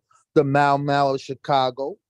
Hanif Shabazz, Abdul Aziz, and the B-15 in the Virgin Islands. Mark Cook of the George Jackson Brigade in Seattle. Ahmed Obafani of the RNA in Florida. Atiba Shana in Chicago. Makafundi Lake, Sekou Kambu in Alabama. Robert Ashford, Durham in California. Kojo Bumani Sabu and the Doroba Sinq in Trenton. Job Perti and Tomine Lee Hodges of Akubulon and Memphis. Gary Tyler, Louisiana. Kareem Sharif Allah and the 5% BLA Islamic Brothers in New York. Fuck you niggas, bro. Fuck your existence. Fuck everything about you, bro. Don't even mention my shit. Don't mention nothing about my shit. Call it Asiatic. I don't give a fuck what you call it. The shit that I'm a part of, son, is people who died for this shit. It's people who was for the struggle of the fucking people, bro. Who developed programs for the people, bro. Where you at in the fucking story? Where is the people that said the shit you said in our story, my nigga? That's what we want to see. You niggas can't produce it. Aboriginal power can't produce it. Bottom kitten saying he ain't got it. So I don't got nothing else to say to you, man. Don't mention my shit no more. I'm in the historical record, bro. We in the historical record. Where you at? You're gonna go down in fucking history. When somebody write a book about the social media and its effect on the psychology of people and how people could be manipulated with this shit, you gonna go down as one of the scam niggas on the fucking planet. You going down with Dr. York and them niggas. Fuck that. I'm putting you in the same boat because you are purposely lying. This is not like you a Christian or you are Islamic or you are Hindu where you have beliefs and you, no. You are playing with real-time history with people who are still alive that are related to these said people. You niggas want to talk about the Clotilda is fake. What the fuck is wrong with you, man? Hold on. We're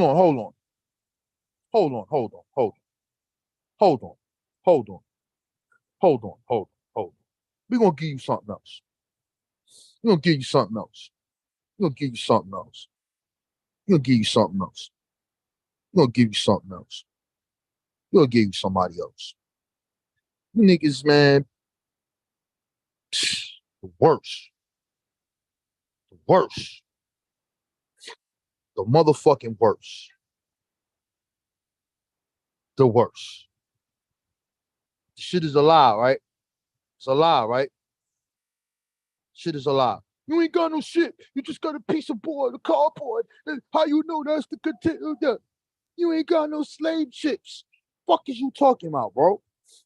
Here's Cool Joe Lewis. This is a real black man. A real man. A real man. 1914. His real name is here. Current day Benin, where he was born. Cujo Lewis, born Olule Kosula, and also known as Cujo Lewis, was the third to last adult survivor of the Atlantic slave trade between Africa and the United States. Together with 115 other African captives, he was brought to the United States on board the ship Clotilda. The captives landed in Alabama. But let's keep going. Let's keep going.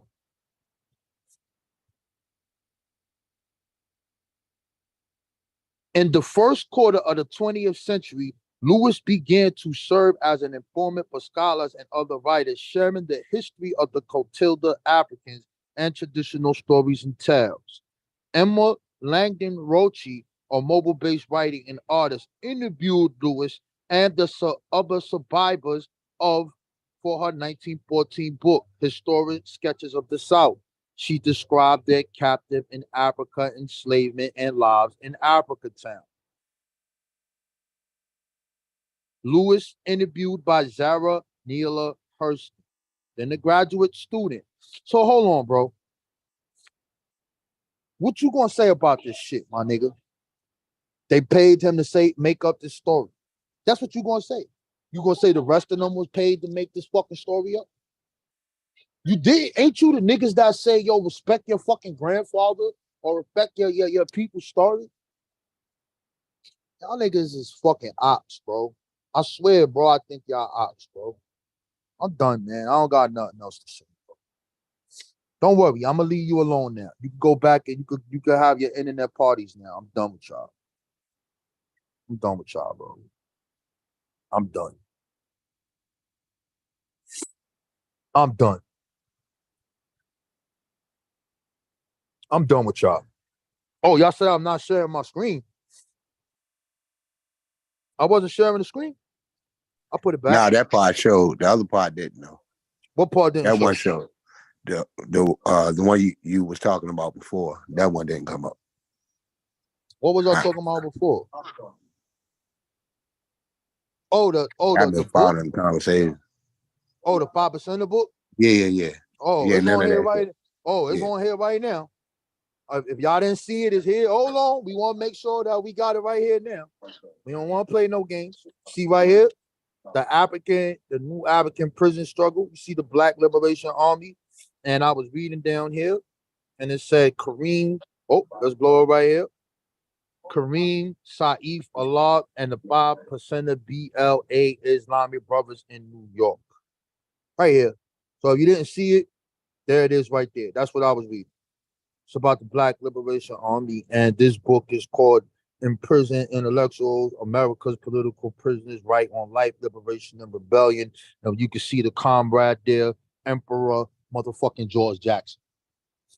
You don't talk about these people neither, motherfuckers. You don't talk about them neither. You can't talk about them, because what you gonna do? You're gonna claim the American Indian Mission? You probably don't even know who that is. You gonna talk about them? Or you gonna talk about the Native American Black Panthers? You gonna talk about them niggas? You don't even know about that. You don't have no political ties to no historical movement that you calling coons, and they were colonized and they were taught by the Europeans, but the Europeans is killing these fucking people. I despise you. You don't deserve to be on the internet. You need to get stomped out like motherfucking 6ix9ine, bro. You need the 6ix9ine treatment. Literally. Because you doing it on purpose, bro. This ain't no shit where you just trying to learn and you got questions and, well, how could this possibly happen? How could 400,000 people come here and then all of a sudden in 1860 it jumped to 4 million? How'd that happen? I think some of them believe it. I really think some of them actually believe it. But I think the ones that's doing the pages, it's no way that they believe half that shit they say out their mouth. It's no way, man. Oh, okay. So you want to play? Fuck that. I'm going to keep going. Y'all want to play around, right? Watch this. We're going to play some more. First, we're going to talk about how that number happened. Y'all want to play games, so we gonna go. Let's go. Where's the book at? Where's the book at? Y'all want to go? I bought that book twice. Oh, these niggas robbed me, son. Wow. I don't remember doing that. Da, da, da, da, da, da. La la dee la la da. La la dee la la da. Where we at? Events and issues.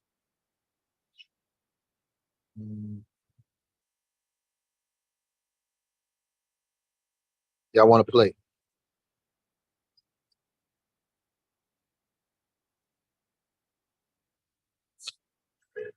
Slave breeding. So after the end of the slave trade of 1807, 1808, where the fuck these people came from? Obviously, you get to see that the illegal slave trade is still taking place.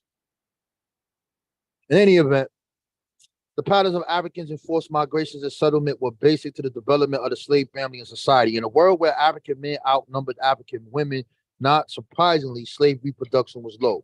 Understandably, to those women took to the Americas, the cultural habits of their homelands, in the case, most importantly, prolonged breastfeeding habits which inhabited conception, that coupled with high infant mortality among African slave women, ensured the very low rate of slave reproduction, where imported Africans dominated the local slave society. The death rate among slaves was high. To replace their losses, plantation owners encouraged the slaves to have children. So when you hear slave breeding plantation, you might, oh no, they never had a plantation. This was done, and this is the name they attached to it, right? Childbearing started around the age of 13, and by 20, the women slaves would be expected to have 4 or 5 children. To encourage childbearing, some population owners promised women slaves their freedom after they have produced 15 children.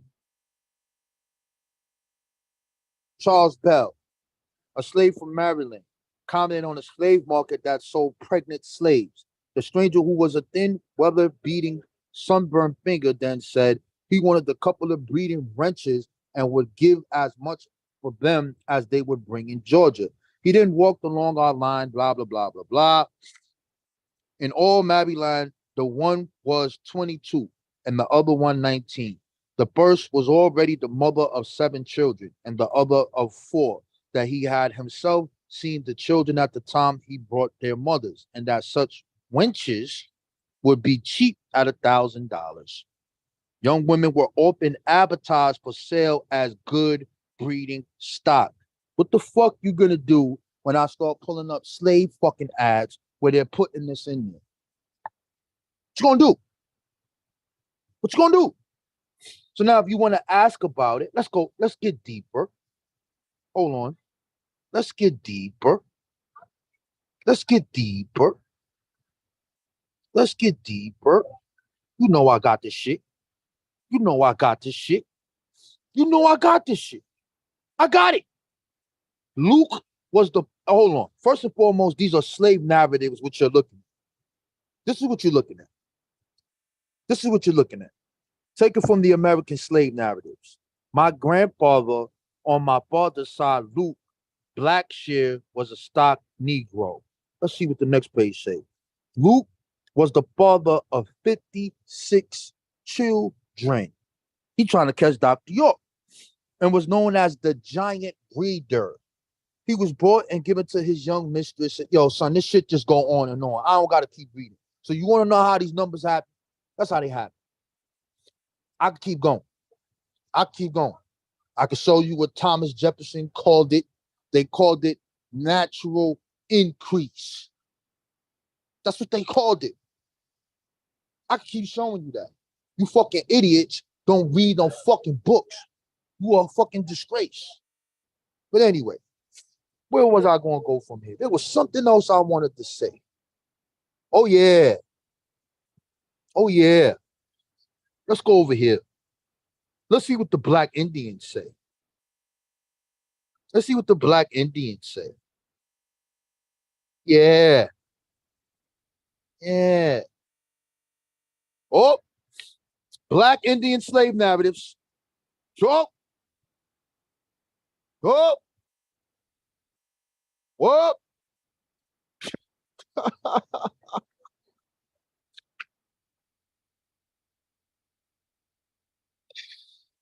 Oh, man.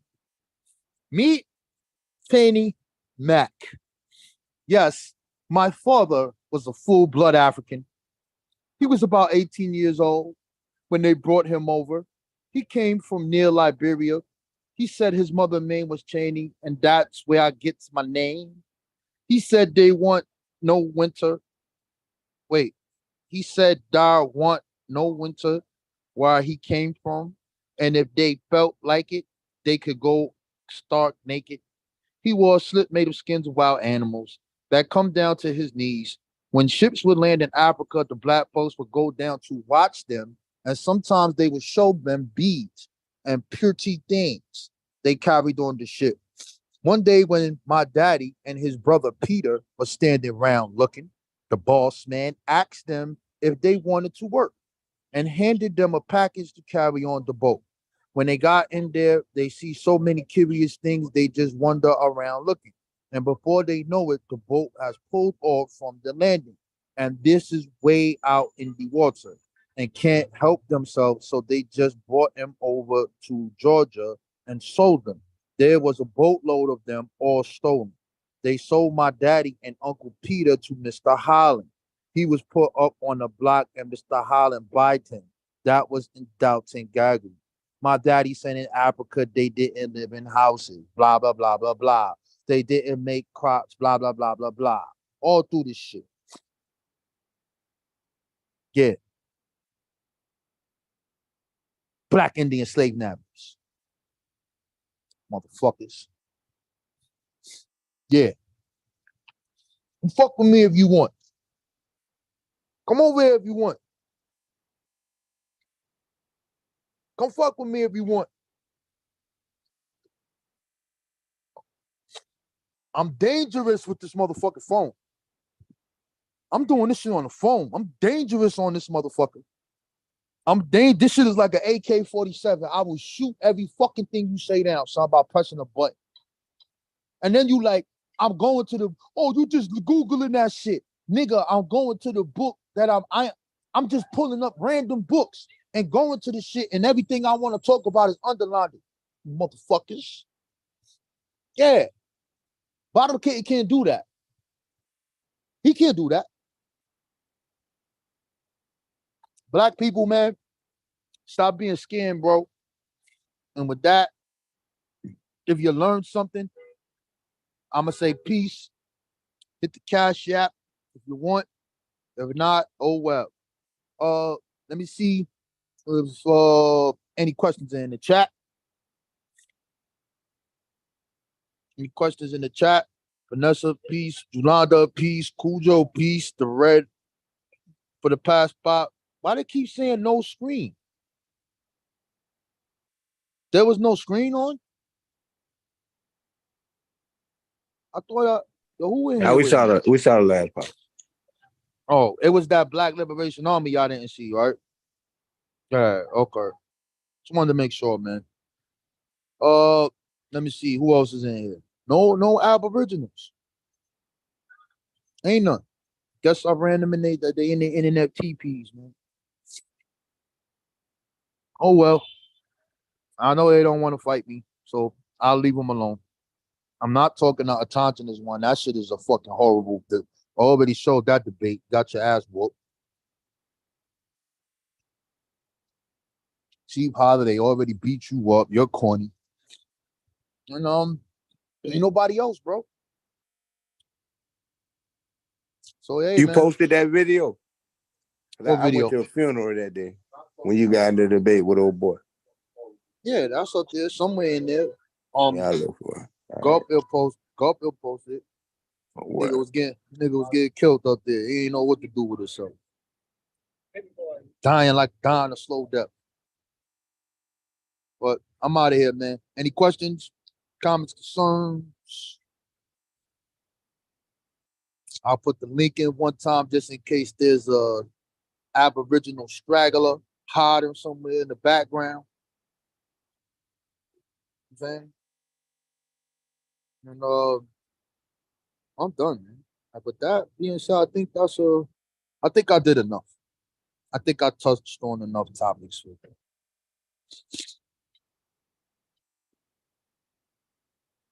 Peace, Infinite Mods. Peace, Julanda. I think I did enough for today. I think I did enough. Shout out for the Cash Apps for looking out. Miss J. So I think the next live, if I decide to go live, I'm gonna pull something up and it's gonna I'm gonna have some of the books on there. And if y'all got any ideas before I bounce, what would y'all like us to talk about, bro? Because these Aboriginal niggas is whack. They don't want no fucking smoke. So I'm not going to their channel no more to try to make them debate. It's just not gonna happen. Somebody said the war against black minds, peace to the true and living, peace to the God. Peace. Angola. If y'all got any suggestions on this live, make sure you put it in the back or put it in the what you call that thing? Whatever you call it. Put it in the chat. And then we go from there. Yeah. Yes, Yolanda. Good looking out. Peace. We out. Aboriginals on the run. Oh, I gotta end with my motherfucking theme. I gotta end with my mother. I almost forgot. I'm gonna make a new one though. Well, I gotta end with my theme, man. Gotta end with my theme, man. Cause this shit is hilarious, bro. Gotta end with my theme, man. End with my theme. We are the champions. We are the champions. New Black Knowledge is over there right now calling you niggas out. Calling all you niggas saying y'all Aboriginals is fake. Fucking fake. And Africans was over here running shit in the 14 and 1500s. None of you niggas gonna show up over there. I hope you show up, Aboriginal power.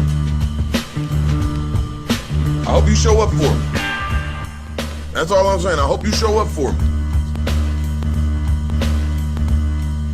I'm not about to say nothing negative about it. I don't have to say nothing negative about it. The proof in the... There's a channel called motherfucking New Black Knowledge that's dogging Aboriginals. Dogging you $5 Indians. Is on motherfucking New Black Power's channel tonight. All of them is gonna drop that ball. There's a Pan-African right now that everybody's scared of in the Aboriginal community. Care Mayo and Rob Bourne. Rob Bourne's channel the other day. I went over there to debate it for the Aboriginals, and none of them bitch ass niggas showed up over there, did nothing. None of the Indians, indigenous. Now Rob Bourne and them seeing it. Now Rob Bourne and them over there calling out all the Aboriginals. Talking about Africans is over here in the 1500s. So see, now Rob Bourne put all you Aboriginals and indigenous, he about to put y'all through the test. He about to see if y'all agents or not. You don't have to accept the slave story. Just swift and snatched your ass up. I'm gonna keep you off from coming back. Go ahead, bro. Yeah, Allah is right on this debate. I feel like if you lose, the whole community lose, man. And me being new to this shit, man, I really hope that you have like a complete destruction. There's a lot of different angles that they're gonna come with, and just gotta go and, you know, like figure out which one of these routes you're gonna take and then dismantle. And that's not gonna look. You're gonna have to put in combination. This is going to be an inside fight. Let me tell you something. This is an inside fight, and the reason why they wanted that topic is because it plays into Rockborn right hand. That's all he got is a right hand. Have you put niggas to sleep with it? Yes, sir. I've watched it. Motherfucker got a dangerous right hand. Say, man, nigga. Scary ass Aboriginals want no smoke with the God. Niggas is hotter than they internet TPs. Fuck out of here, nigga. Fuck you and the whole entire Aboriginal community, nigga. Fuck y'all niggas.